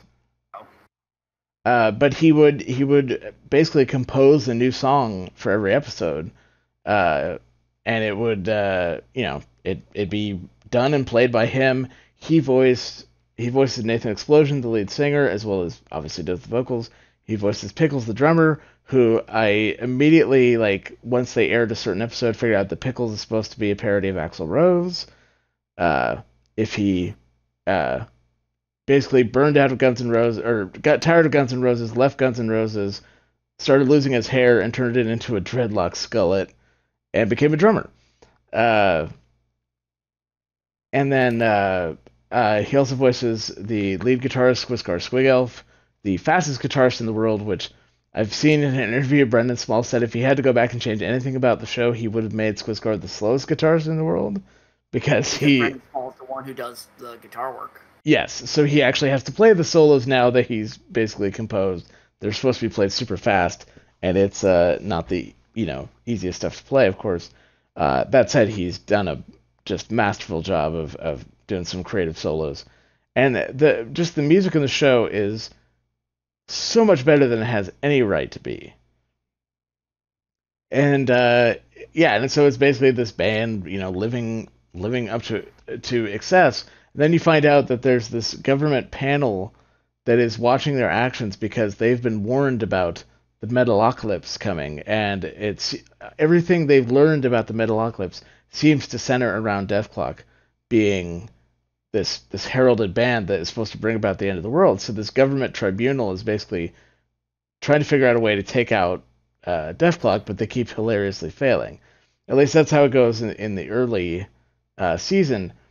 And then the season one finale hits, and that's still probably my favorite episode of the show, at least of what I've seen so far, because I have not seen. I basically haven't seen the Doomstar Requiem, like the movie that basically comprises season four. I haven't seen any of that. I It was around the time I cut cable, and I'd fallen off watching it, and then it basically Mike Lazo refused to renew the show. We'll get into that in a bit. And so we never really got a conclusion. I was like, I don't know if as much as I love the show, I don't want to know if I want to go and watch all this and then have it all end on a cliffhanger and just be unsatisfied. I think I'll enjoy what I have seen of the show and just enjoy that. Because like I can sit down and watch the first two seasons like no problem and just laugh my ass off over it. Um, but yeah, some great running gags in the show, hilarious characters. Um, but yeah, unfortunately, they did three seasons kind of normally. The first two seasons were the usual 15-minute format for Adult Swim shows. I believe season three, if I remember right, they actually got to extend it to half-hour episodes. Which there's that question of like, does the show work better in a 15-minute format? Does it work better in longer episodes? Hard to say. Then they did something called the Doomstar Requiem, which is essentially a movie or movie like in that they did several long episodes all in the same story arc. And then the show kind of was just on a cliffhanger there, and the fans were like, give us more Metalocalypse, at least let us get a conclusion of the show." And to tell you like how badly, and apparently this can all be tied to Mike Lazo because the moment he retired from Adult Swim, Adult Metalocalypse gets approved to do a movie. But the fans were clamoring for more The Army Metalocalypse. of the Doomstar, which just came out in Right, August. right, and so that's why Same now thing I with want to. Venture Brothers. Venture Brothers also got a movie too, or Right, greenlit right at the same time. and now we have a new season of Aqua Teen Hunger Force that was greenlit right at the same time. Um, but yeah, at one point, like the fans were clamoring for, more Metalocalypse. There was even a campaign of like send guitar picks to Adult Swim's headquarters. Like let's send them so many guitar picks that they really understand how badly we want the show. To the point that they actually said, "Hey, uh, do you guys want more Metalocalypse? Fax, uh, you know, go to this website, fill out this form, and fax it to this number or whatever, and let us know." And then they basically set up a webcam feed of a fax machine that was hooked up to that phone number that would print directly into a garbage can to show how little they were not going to renew the show. Like, I mean, on the one hand, I have to applaud them for that troll move, but on the other hand, it's like, fuck you. Like, give us Oh the yeah. show. And I honestly thought we'd never get a conclusion because even Brendan Small said, "No, I'm done. I'm moving on from Metalocalypse. They were not interested in doing it, and I'm gonna move on to other projects." And now, not only are we getting the movie, we've got a fourth album, and they're out on tour. And unfortunately, I've missed my opportunity to see them when they were here in Seattle because they didn't come to Portland. But I'm hoping that won't be their last tour, and I might get a chance to see them. But yeah, that's the other thing is that they're a virtual band, very much akin to like the Gorillaz, where all this music that was produced for the show, they brought in other musicians and made a full album, and have actually produced physical albums for this virtual band. And I own the first three. I still need to pick up Death Album 4, but that just came out like last month. Uh, and I have to say, like Death Album 1 is so perfect. It's on my short list of albums I could just listen front to back without skipping a track. And that all came out of a comedy animated show about a metal band, you know. Um, yeah, I can't add anything there other than um, yeah, I remember watching it when it came out. Probably I've seen basically everything. I think there may be a couple episodes in season 3 that I haven't seen, but it's been so long. Yeah, That is one that I want to get caught up on and same. finish. I, even I really like it. It helped kind of introduce me to more heavier metal, which it's like I always was aware of, but I wasn't really into. And then yeah, like it. Great comedy, amazing like overarching story, uh, well written. Uh, the violence works. I don't think it's like Yeah, it's gratuitous, but it's gratuitous it within reason, if that makes sense. But at the same time, it's like there are some deaths that I'm just like that's a little too gross. I mean, Too often. it's gratuitous, but it's done intentionally in that it's almost over the top to where it just becomes funny again. No, Except yeah, for it definitely comes off that way, and within that world, it absolutely makes sense to yeah. be like that. I I don't mean, feel like that they just shoehorned it in just to shoehorn it in. right. There's a few deaths that obviously are meant to be taken seriously, but by and large, all the deaths are comedic, and it was just it's like that's just over the top and funny. I should mention that one of my favorite characters on the show, Mr. Silesia, who is kind of this mysterious figure at the center of the tribunal that is watching Death Clock, is voiced by Mark Hamill to absolute perfection, and like I'm hoping that the movie reveals who and or what he is, and the Darwin and I have theories, and I'm hoping one of them pays off because that would be so good, and that's all I can really say without potentially spoiling some stuff. So, Yeah. all right, Um, number Next on four for my you. list would be, uh, and this might be the first one that's going to be crossover. Believe it or not, I think there's Yeah, two of them so that might be so far crossover. we have not hit any crossovers here. Ed, Ed, and Eddie. Yep, that is on my list. Uh, that one is my favorite cartoon by quite a distance. Yeah. Just another kind of slice of life show centered around main characters are three kids named Ed, Ed, and Eddie. They're like right around middle school age and everything like that, and just kind of their shenanigans and how their personalities are so different. Yet A, they're friends, and B, they kind of complement each other. Uh, Animation, of course, is kind of like it's It, the one of the it's looks cheap, it looks rough and everything like that, but it's highly stylized to look that way. it's intentionally squiggle vision, at least in the first four seasons. Oh yeah, well even when they went digital, they did their best to keep it as squiggly Yeah, as possible, which is pretty hard to pull off. Um, there was it's kind of like the antics that they have in their cul-de-sac neighborhood that they live in. Eddie is like is always out to make a buck and everything like that. Ed Double D is the brains of the group pretty much, kind of like the kind of nerdy shy kid and everything like that. Um, hmm but he usually goes along with Eddie's plans just because. Eddie can be a little bit of a bully in that regard, but not always. Not always. Double D does seem like it gives him the opportunity to kind of flex his brain and Exactly. A lot of times Eddie will just get him to do it because he'll kind of use reverse psychology, be like, "Oh, so it's fine, you can't do it," and Ed will be like, "Oh, really? No, let's do this." So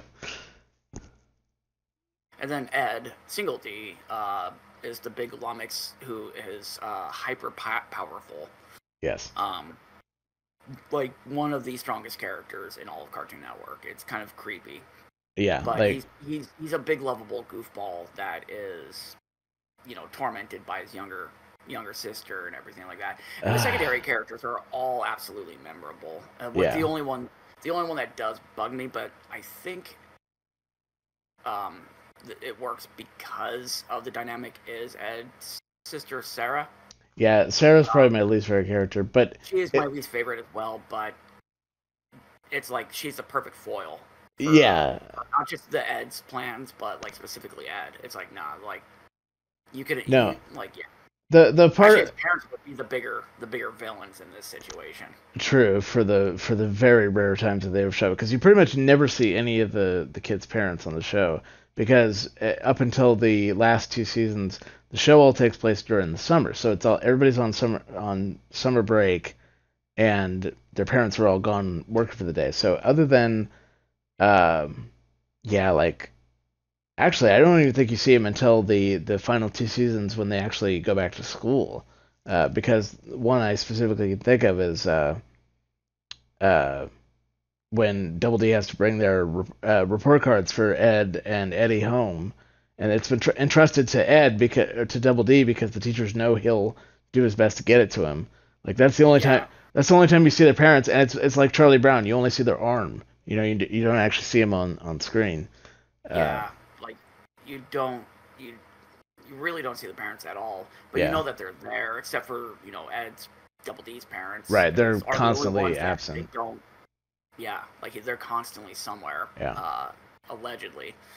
Um, but yeah, the characters are absolutely memorable. Comedy is like top notch. It was, a bit of gross out humor, but by Mm, that time that Ed, Edd n Eddy came out, it wasn't as hardcore as I it was mean, back in the early to mid '90s. yeah. I mean, you look at Ren and Stimpy, which I look at as like Rocko's Modern Life, Ren and right, yeah, Rocko's Stimpy. Modern Compare Life that with Ed, and Eddie. It's with Ed, Edd n nothing, Eddy. Like, and wow, most yeah, and most of the gross moments center around Ed and his lack of hygiene and a few other things like that. In general, they don't go too hard with the gross out, but there are moments for sure.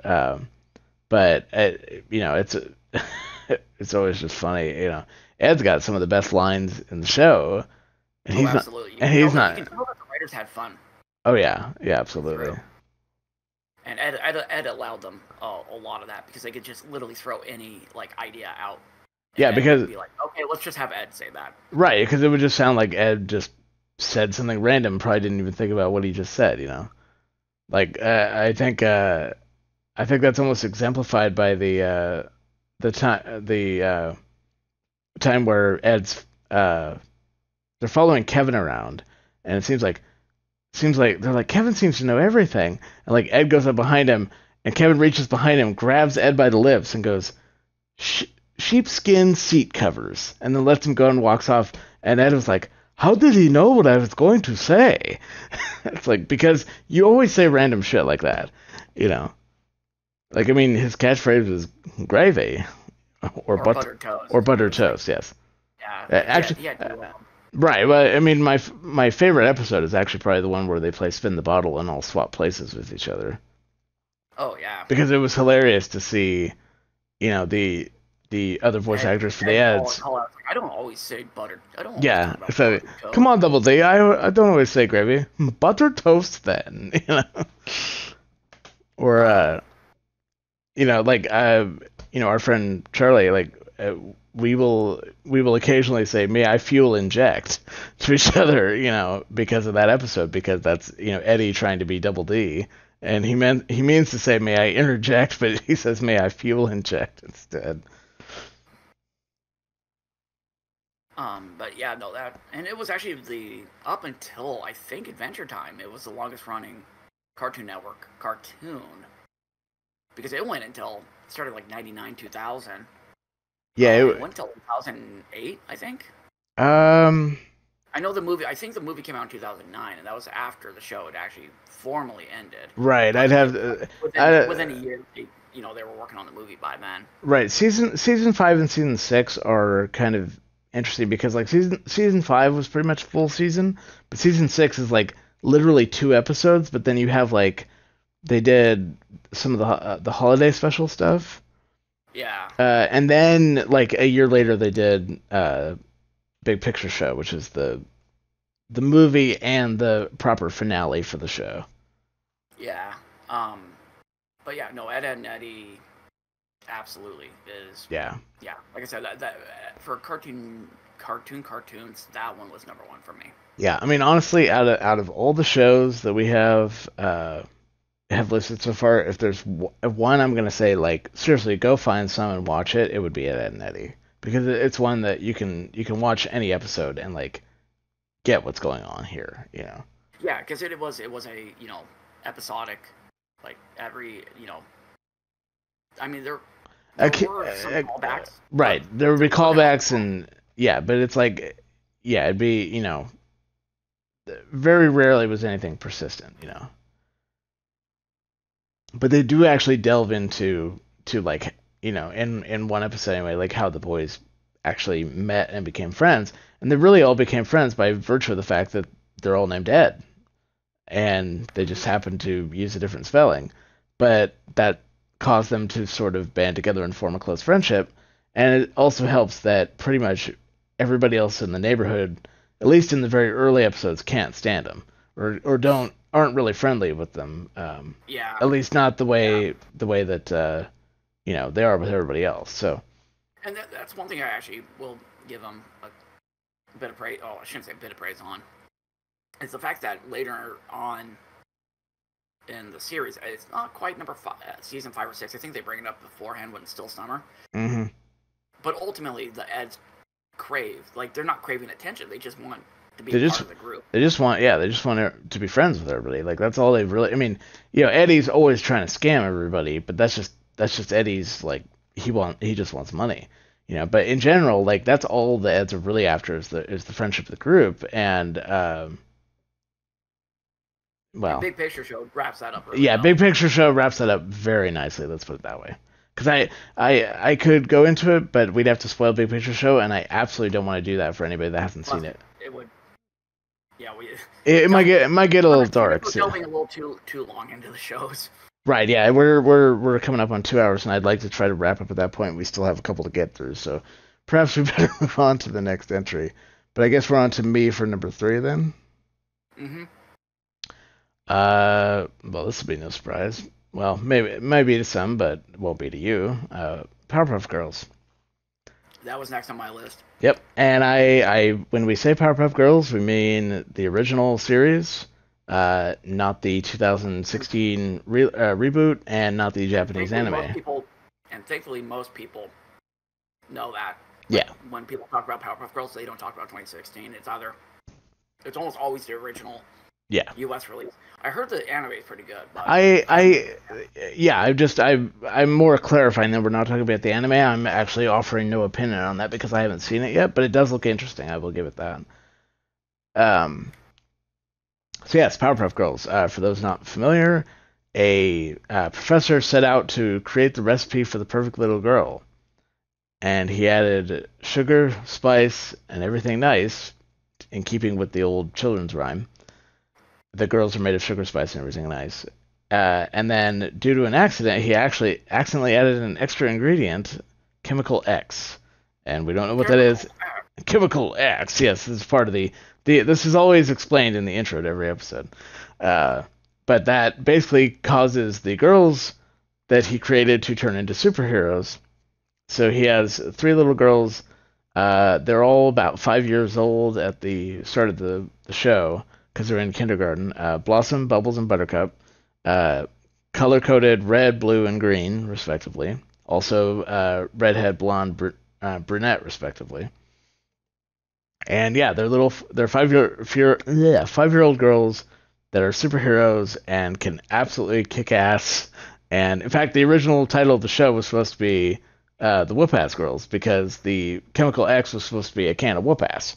But obviously, when Craig McCracken sold it to Cartoon Network, they wanted to tone that aspect down, replaced it with Chemical X. They became the Powerpuff Girls. Not the Powder Puff Girls. I have to stress that because my dad would call them that just to piss me off. Uh, but yeah, it's. Uh, I mean, what can I say about it? It's an awesome show. you know. Yeah, Uh, yeah. No, I mean, it's on both our lists yeah. for a reason. Yeah, absolutely. I actually own the entire series on DVD. Um, and yeah, I actually sat down and watched through all of it.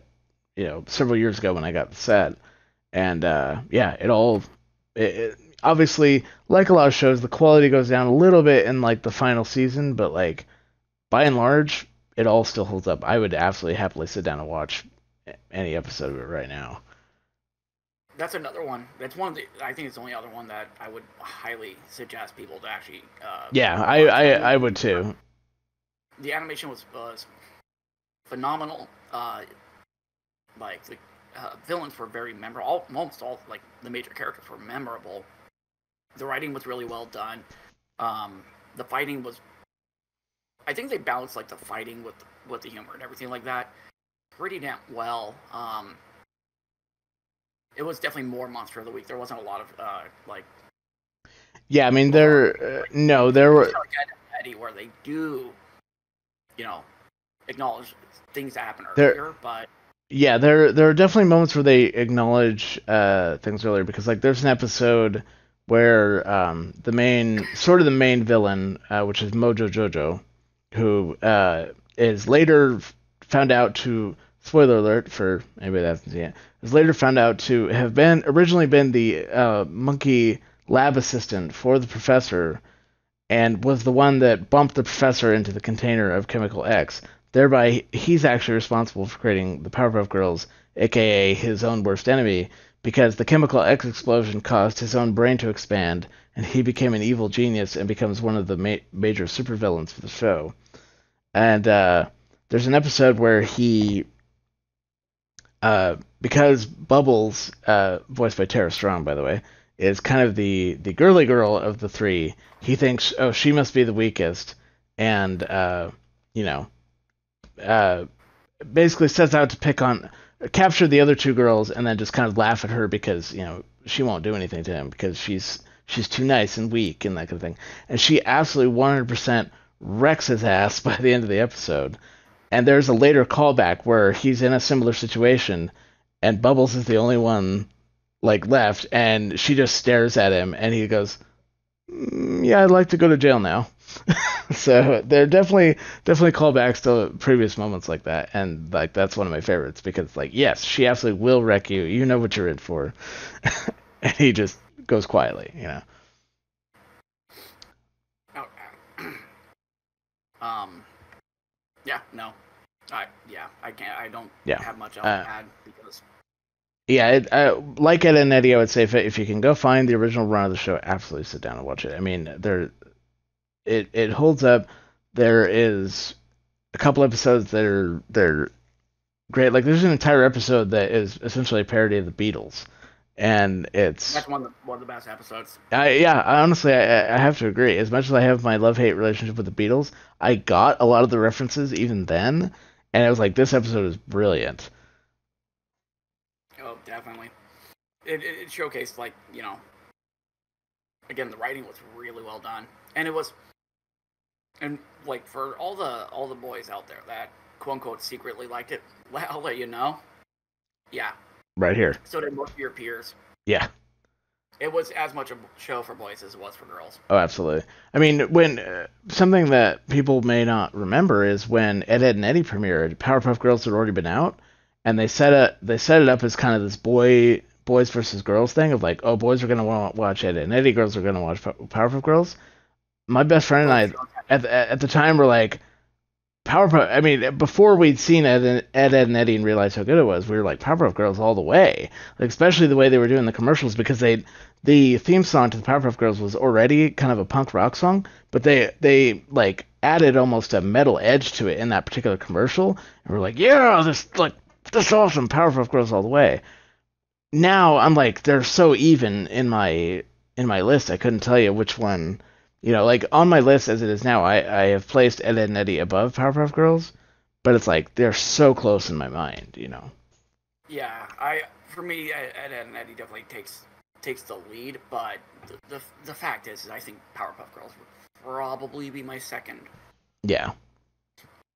Like if I really sat down, it's like I don't think I can honestly put a show, another cartoon show,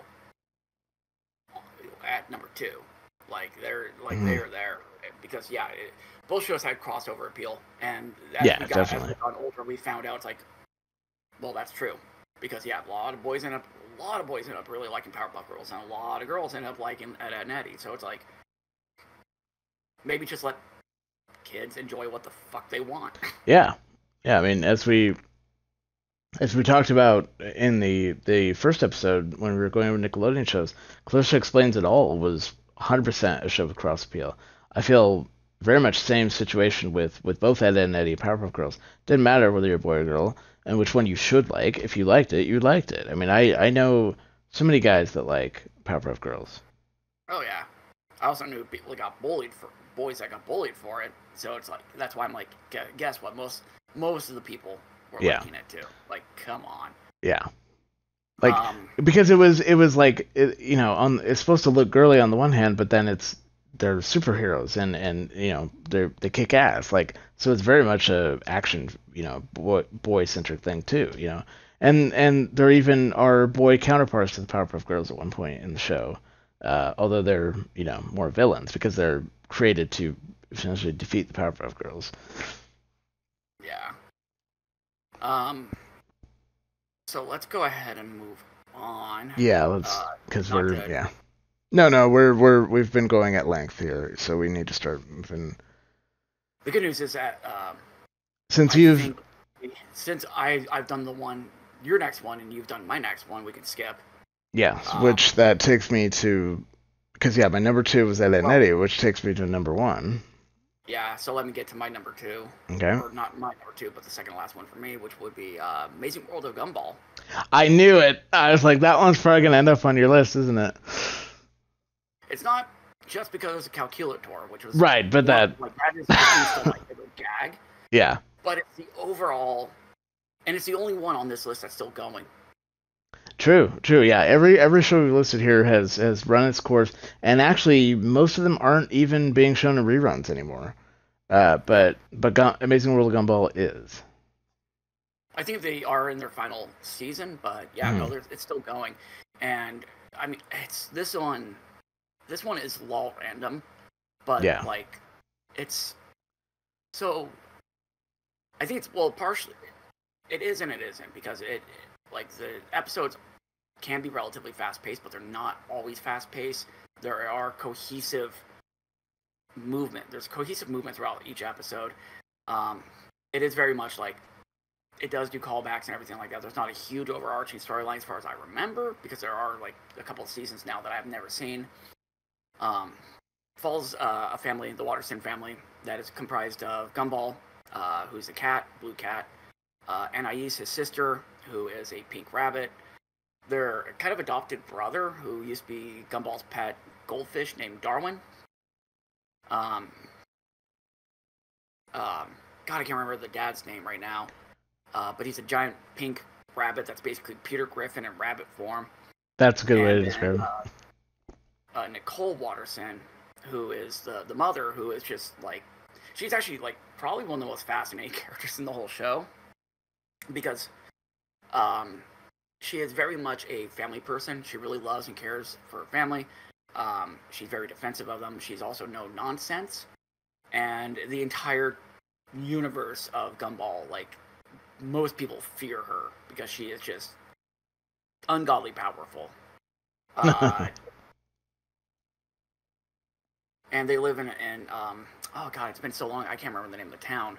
But yeah, they live, in a town with tons of different characters that all have unique personalities, which is one of the things I really respect, and that was from the get go. And almost every single major character, at least the different families, are animated in a different style. And that is the thing that caught my attention because that is insane. You have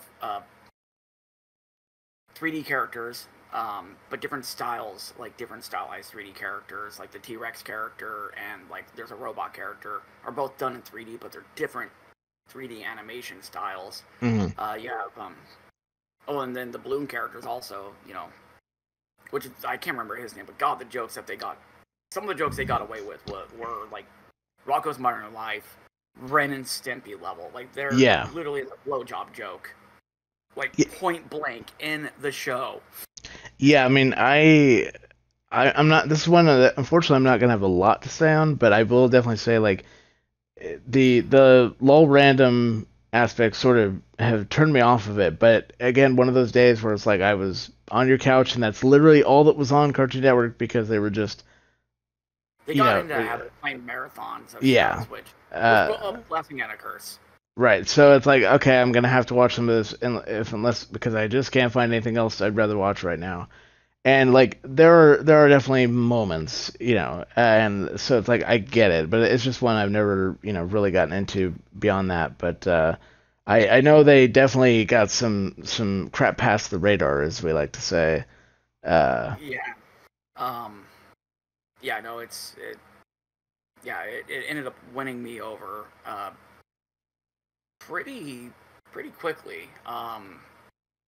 Just because like sitting down and actually watching and especially by then I was into adulthood, so it's like, oh, the adult jokes, I finally am now privy to them. hmm That's always And been, yeah, like I said, there's a lot. yeah, that's always been great going back to watch old shows as an adult with any show now. When you catch a joke that you're like, oh, I didn't get that as a kid, and that's kind of dirty. Nice. um, but yeah, no, like I just can't really go into too much detail again because it's been a little while since I've seen it. I haven't seen Yeah. again. It's another one where I haven't seen a hunk of it now. Um, but there's just so much to say as well because I mean the fact that every character, well, not every character, but most characters are animated in different style shows to you like there is a wealth of creativity, hmm and it is because of that they're able to just kind of do whatever they want. So there's a lot, like there's so many characters again that are all unique, have different personalities. Yeah, they do kind of fit into the standard tropes that you run into in a lot of cartoon shows, but that's just how writing is pretty much. The jokes are usually like just straight up silly and everything like that, which that's fine. Like it kept my attention. Um, but when they would aim for kind of the more risque or older target demographics, because it is definitely a show I think people, you know, from kids to adults, like everybody, I think could really, and I think that's a theme for a lot of these shows that we've chosen is that all ages Yeah. can I really mean, appreciate them.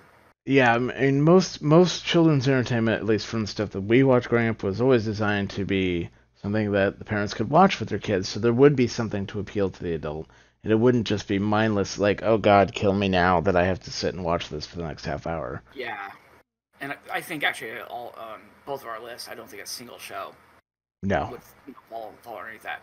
And it's like that's fine. We need shows that are kind of like that, that are just things that we can't stand. But it's like, hey, if the younger audience enjoys them, makes them happy, makes them laugh, fuck yeah, keep it going. It's not for Right. us. We won't like it, but it's like we can at least, for the most part, we can at least appreciate. It's like, okay, that's not for us, but good. Right. Good. We're glad you guys are getting something out of it because yeah, like you deserve to laugh and enjoy being a kid and everything like that.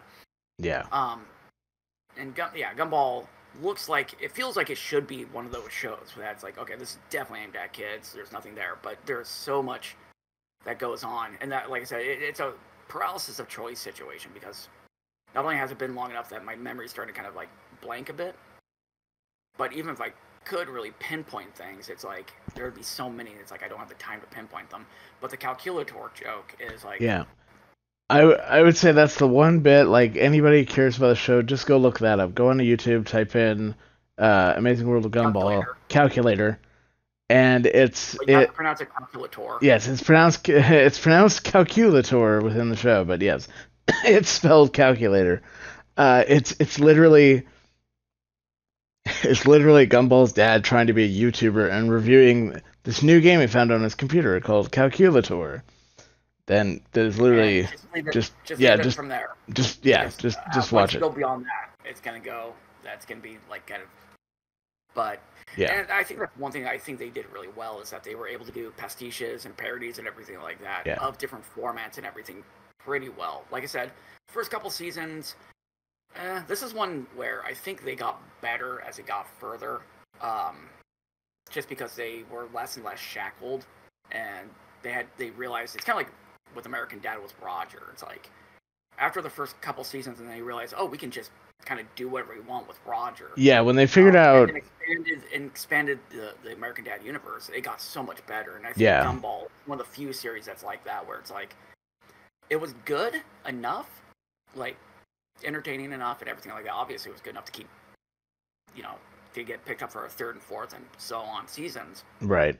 But once they hit kind of that third season, they started kind of really going, oh, we can just that kind of F it mentality, and let's just have fun with it, and that definitely jumps through.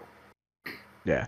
Like to touch on American Dad for like 5 seconds, like I understand what Seth MacFarlane was going for with the original concept, which was essentially a modern version of All in the Family. But I remember the early episodes coming off it as funny, but it just did not have like, there were none of the cutaway gags that Family Guy had, so of course, it felt different. It almost felt not funny at times, although there were definitely plenty of humor. And like you said, the moment they figured out that like, oh, we could just have this alien dress up in disguise and go out and do a bunch of shenanigans, it made the show so much better. Because Roger, while the rest of the family's dealing with whatever they're dealing with the rest of the day, Roger is out with his latest scheme to do something that's usually completely insane. You know, are you are you really going to kill 5 people over $20? Or are you really asking that to the guy who just last week killed 6 people over $18? That's Roger. So, All right. all right, So what's topping your list? Because I'm actually curious. I Well, I think shouldn't say I'm actually curious, but it's like I actually don't really know what it would be. I think you probably know what it is. Out of the shows I've named and have not named, and there would be very little that would top There's it. a lot. I'm really drawing a blank. Number one for me, and I have to preface this by saying it so barely tops Ed, Edd n Eddy.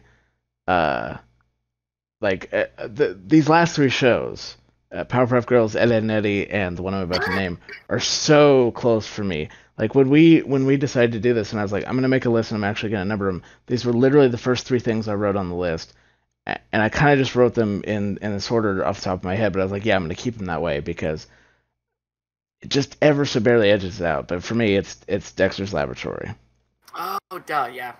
I was Uh, that one. You're right. I should have yeah, known because I was sitting there going, I haven't heard it yet, yeah, but I yeah. would not have That's figured you would put that at number one. again. It like I said, it's just barely edging it out because I easily could have put Ed, Edd n Eddy above it and been fine with it. But just as I sat and thought about it, I decided to keep it that way. Yeah, it's and I will say that when I talk about Dexter's Laboratory, I'm talking about the first, I think, basically everything that was done up to the First movie, run, the yeah, first the first run that ends with the movie Ego Trip. That's it. Anything they did after that, as far as I'm concerned, it doesn't exist. Because they had ended the show both with the final episode of the run plus Ego Trip the movie that really concluded everything. They didn't need to keep doing more, but Cartoon Network wanted to. But Christine Cavanaugh, who voiced Dexter, had retired by then. The voice sounded different. The animation style changed because Getty Tartakovsky, the show creator and animator, had left, so they changed the animation style. The whole show looks wrong. I just pretend it doesn't exist because they essentially did reboot it. They like totally retooled a bunch of the characters. It sucks. I'm talking about the original run, and it's one of the original cartoons for Cartoon Network, and it was absolutely my favorite show until Powerpuff Girls and Eddie came along. As far as Cartoon Network goes, concept is little boy trying to think how old he's supposed to be. They never really say their ages. Um, say 8. I think I want to say I want to 10. I want to say he's 10 and his sister Dee Dee is supposed to be about 12. But Yeah. it's hard to tell because when they're in school, they show them with lockers, and to me, lockers are always a aspect of like middle school and higher. Even though I know there are probably some elementary schools that have them, it's just that no elementary school we ever went to had lockers. You had Yeah. cubby Yeah, holes in the classroom, and that was it. Yep. You know. But yeah, Which is funny. Just real side note. It's funny because while it's not canonical, they just would insert characters here and there. Dexter does show up in the preschool with the Powerpuff Girls. that's right. There On a is handful of yeah occasions. But because he doesn't really do anything. It's just right. there's a lot of fans who are like, oh, he must be like 5 years old. And it's like, Mm-hmm. no, we didn't say that. It's just, we're friends with the people that create Dexter, so we want, let them Yeah, know that we it's appreciate them by animating Dexter in the show. yeah. Craig McCracken, who created Powerpuff Girls, and Genndy Tartakovsky, who created Dexter's Lab, and who went on to create Samurai Jack. Um, those guys were friends. I think they probably went to. I don't know if they both went to RISD, but they both definitely like were good friends, worked together, and they're so like they worked on each other's shows. So there's so much crossover between the two. Um, but yeah, Dexter's probably 10 years old. Uh, is basically secretly a child genius. Like his parents know he's smart because he does well in school, but like what they don't realize is that he's got an entire laboratory hidden in his bedroom, and the size of the laboratory essentially changes to suit the episode. But it's basically implied to be just this massive complex that he secretly built behind the bookshelf in his bedroom, and it's completely concealed. Nobody could get into it except his sister, who's just your typical average airheaded girl, and she always figures out how to get into the laboratory, and then she will inevitably screw up whatever Dexter's working on by being intrigued by some random shiny button, pressing it to find out what happens, and destroying whatever Dexter's working on. But there were storylines that definitely went deeper than that. But usually a lot of it is Dexter's working on something, Dee Dee comes in to bug him. He says, "Dee Dee, get out of my laboratory," because he figures all scientists, have a funny accent, so he had to have a funny accent. And she wanders off and then goes, "Ooh, what does this button do?" Presses the button, something explodes. He goes, "Did he get out of my laboratory?" Chases her out, rinse and repeat. But definitely, as the show went on, some more interesting storylines focused on some background characters occasionally. There were a couple of series that inside the show, like one was called Justice Friends, that was kind of a parody of the Justice League. That had parodies of Captain America, Thor, and Incredible Hulk. There was a series called Dial M for Monkey that was basically, it turns out that Dexter's pet monkey he keeps in his laboratory is secretly a superhero and breaks out at night to fight crime. And then there's actually an episode. Occasionally wrestled Macho Man Randy Yes, Savage, and and occasionally, damn near one of the best scenes in all of Dexter's Lab. yeah. So yes, in the Dial M for Monkey subseries, there's an episode where a alien named Rasslor comes to Earth and is voiced by Macho Man Randy Savage. Pretty much looks like Macho Man Randy Savage if he were slightly alien looking, and says he's going to destroy Earth because uh, there's no hero that's capable of No being warrior a that's as mighty as warrior as mighty as he is, and so he feels like the planet is a waste of space and he's going to destroy it. Well, every superhero on the planet, like from the Justice Friends and so on, tries to fight Wrestler, and they're all easily defeated. And Monkey goes to fight him, and he's gets his ass whooped. gets his ass whooped, but he gets back up and fights again, gets his ass whooped again, and eventually Wrestler realizes, and as you said, like one of the best scenes in the show, and one of the best like speeches from Much Better Ready Savage is like, "I can destroy your body, but I can never crush your spirit." And so he decides to spare Earth because Monkey is such a brave warrior that even though he Yeah, couldn't has the defeat him, heart of a warrior, and yeah, Wrestler just ends up really respecting that, which is, yeah, like like that. That is a scene like that's that, on YouTube. You need to like look. yeah, like go look that up because it's so good, and it's like that's like some deep lessons that like kids don't be expected learning out of a silly cartoon show.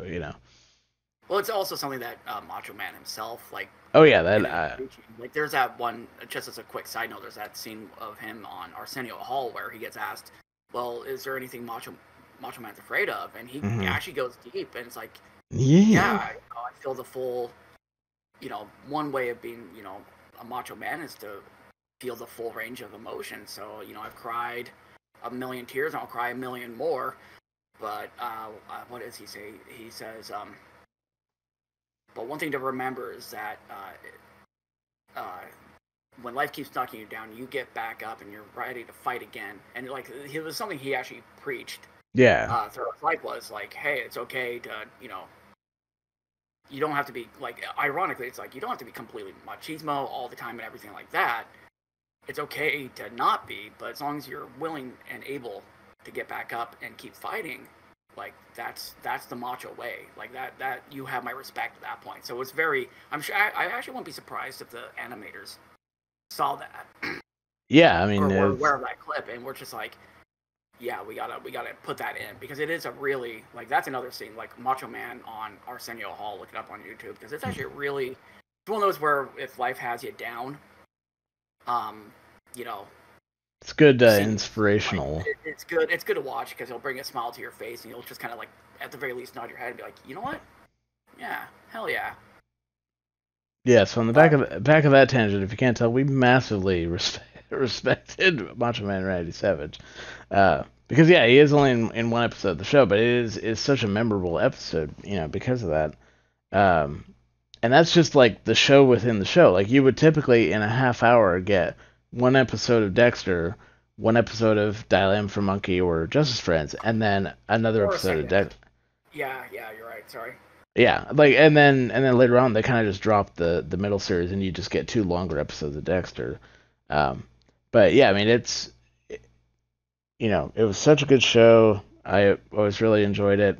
There are a couple of infamous episodes out there. One, they had a contest to let kids essentially write an episode of the show, and a kid that was probably like 6, 7 years old or whatever, like Yeah. wrote an episode with the help of his mother, and then like recorded himself narrating this whole episode, and they literally took that recording and animated it in his style as though the whole episode was drawn by a child. And I think it was as much as I don't care for the episode itself because it's written by a little kid and it's kind of silly. The the fact that the crew of the show did that, I think is so cool. Um, and then there is, of course, the band episode that is available on YouTube. Look up Dexter's Laboratory Rude Removal, which is they wrote an entire episode where Dexter creates a machine that allows him to separate rudeness from a person, and he ends up creating a clone of himself and his sister that just swear their heads off and do everything, are rude to their parents and destroy the house and all that kind of thing. But I guess that was too much for Cartoon Network, so they didn't allow that episode to air. But years and years later, it got leaked online, and it's pretty much everything you could have hoped for out of that. So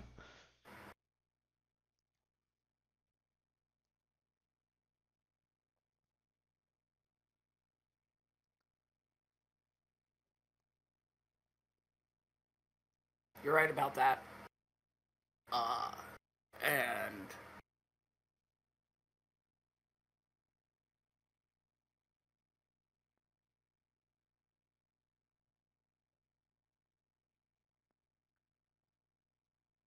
hmm um, so I guess my number one, or my last one. Oh, side note, yeah. I can't really add anything extra. Dexter probably would have made it on my list, but actually, it should have. But I wanted to do whatever happened to Robot Jones because it's like the obscurity and everything like that. sure. Uh, my last one would be a regular show. I had a feeling that was gonna be it because it didn't show up earlier. Yep. Uh, I mean, yeah, like that show. The regular show was very unique in its placement because it was basically created with the idea of it would air right before Adult Swim would start, and it would be the cross like the bridge between Cartoon Network and Adult Swim, and I think they fucking nailed it. I hadn't actually heard that was the original idea for it, and I 100% agree because it very much on one hand feels like a normal Cartoon Network show, but it gets into that absurdity and weirdness that is very indicative of most of the stuff on Adult Swim. So I definitely could see And that. and it touched on a lot more mature themes, adult Right, themes, yeah. because the show is led by two characters: Mordecai, who's a blue jay, and Rigby, who is a raccoon, and they're like two lifelong best friends in their early 20s, and they just get hired.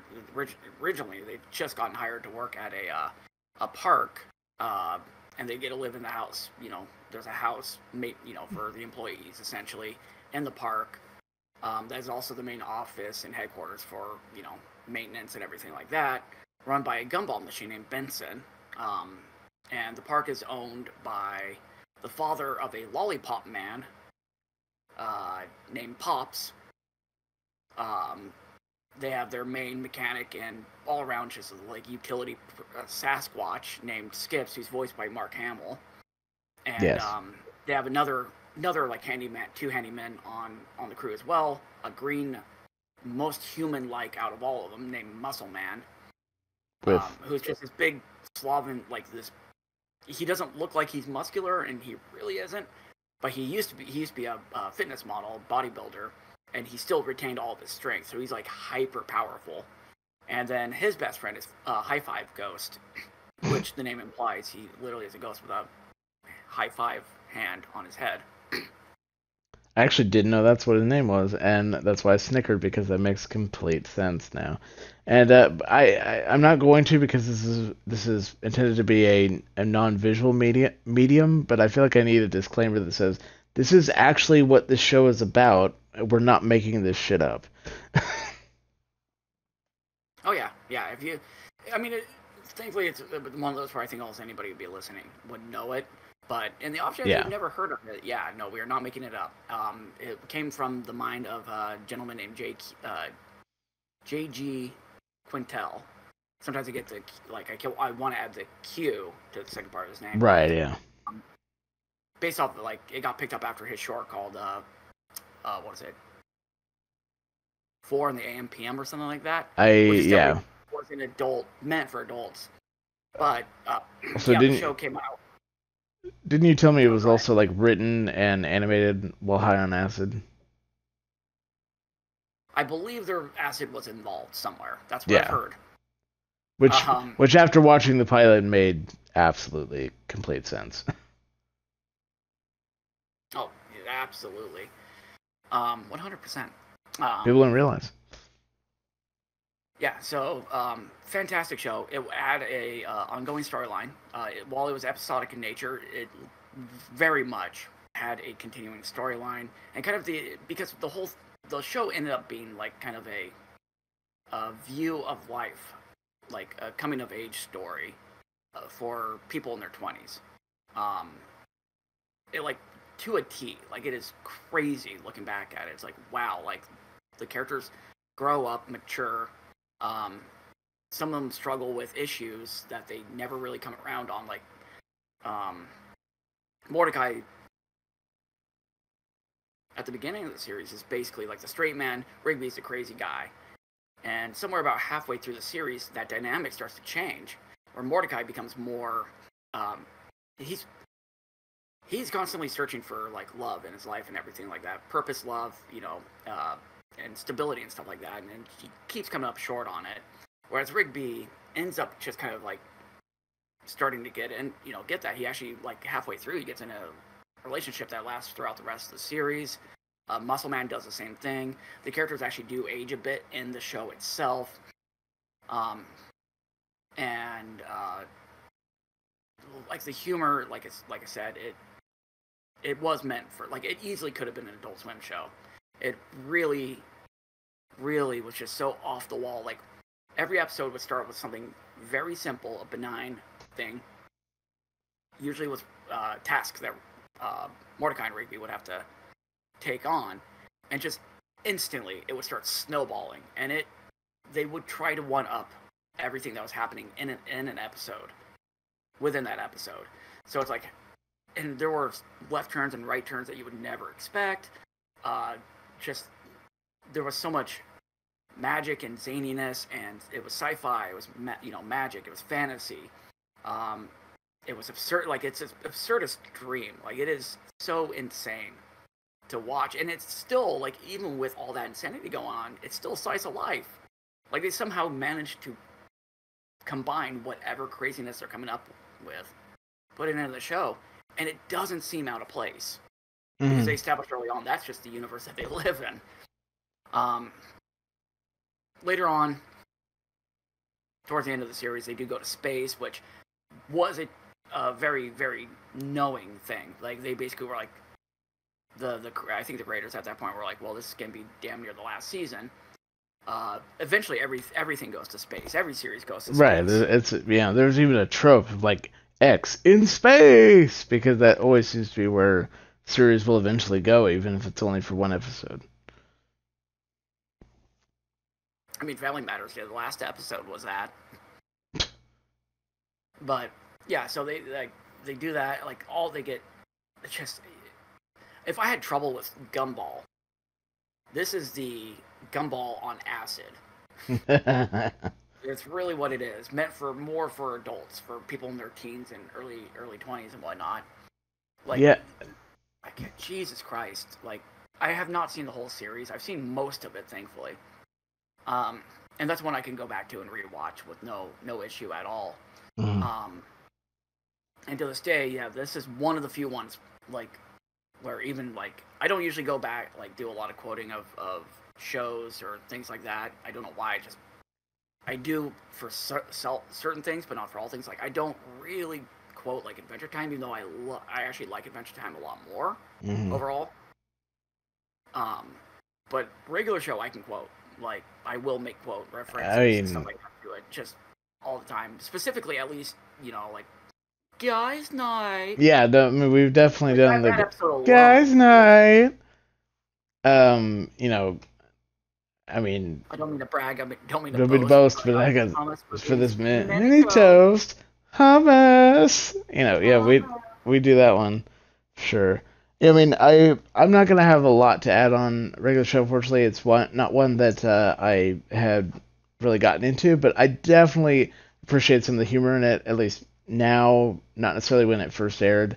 Again, felt a little too LL random for me, but as I was exposed to more and more of it, kind of at random, I definitely took on an appreciation for some of the jokes. And yeah, like I said, we've definitely done the hummus as a running gag.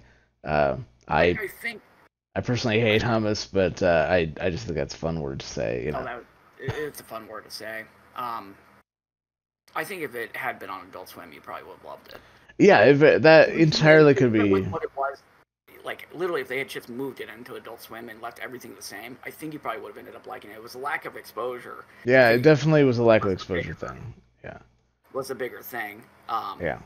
Because, like, the part where they're going, oh, and then, like, they keep doing it and, like, move out of the room, and then they're, like, spinning in circles doing that while, like, getting on a plane and flying somewhere, and, like, I think at one point it even cuts to their own funeral that they just owe themselves to death, and then they, like, break out of the coffins and they're still doing it. Like, it's absolutely hilarious.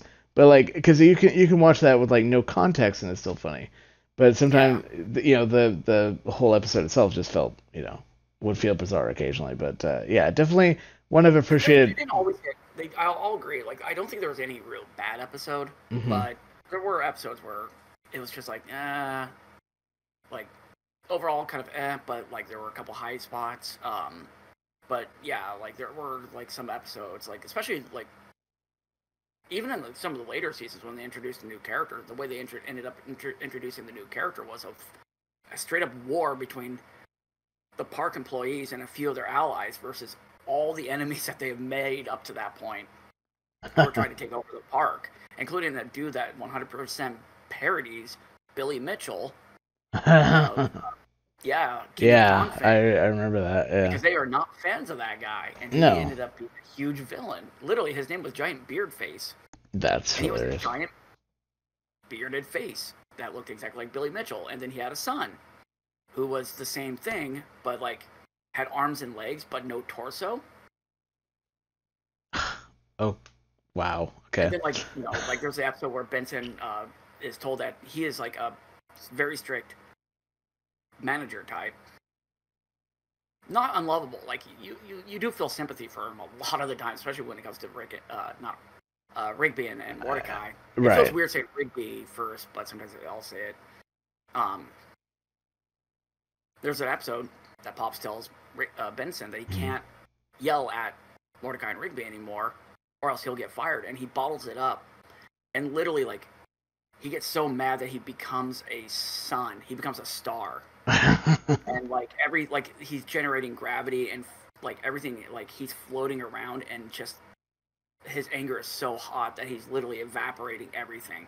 And it gets to a point where it's like, uh, Pops tells him, it's like, if you don't yell at Mordecai and Rigby, you're fired.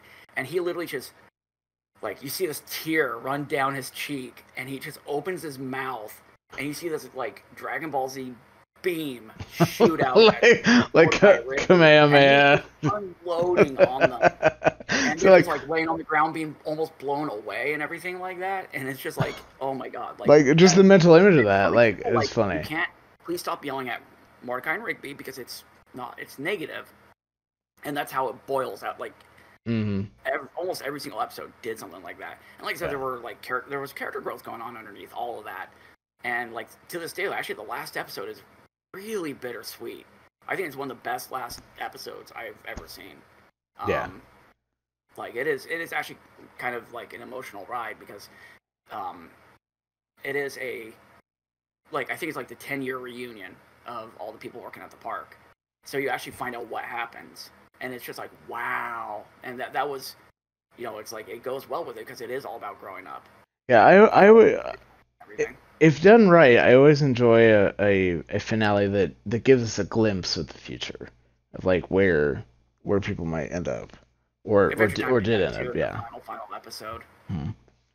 which was also right around the same Yeah. time. Both shows ended right around the same time. I think Adventure Time was maybe a year later, Yeah. but I yeah, no, I both of those shows. should Oh, I should note as we're drawing to a close here that Rick and Morty should 100% be on my list. But the problem is I don't think of that as a Cartoon Network show. It is an Adult Swim show, and I always think of that like as its own thing. And so that wasn't in my mindset as I was making this list. But it's like, of course it should be on here because it's absolutely one of my favorite shows. But I don't know where I put it in relationship to some of this other stuff we've talked about tonight. oh yeah, but yeah, I think with that, Yeah, I think we're drawing to a close here. We've covered our top eight. I'm not gonna talk about them. I'm just gonna give two quick shout outs to ones that I had in reserve in case we decided that two of my entries weren't valid because they are technically not original to Cartoon Network, but that's how I saw them, so I count them under that umbrella. But just wanted to shout out Grim Adventures of Billy and Mandy. Uh, the premise of that show is basically a little girl and little boy. Think Bill and Ted's Bogus Journey, where they play games against death and they win, so then death has to do whatever they say. That's essentially like they took that and went, let's make a show out of that. This little boy and girl trick death into basically becoming their slave, and the rest of the show is them following death around as he tries to do his job, and the little girl is kind of like this little almost goth girl that basically just bosses death around. The kid is an idiot, and is kind of her sidekick. So, and then the other one I talk about is Codename Kids Next Door. Um, that is one that really has a good plot. Basically, kids forming a secret society to fight against what they perceive as the evilness of adults. I'm not going to go too in depth with it. Look it up if you're curious. But it's one that had a nice running plot line that started to flesh itself out later in the show, and really went to some interesting places, especially getting around the show's finale. But like I said, don't want to go too deep into those because we're pushing up on 2.5 hours here, and I think we're at a good point to uh, to wrap up here. So I think that is going to do it for us here. You have anything else you want to add, Tesla?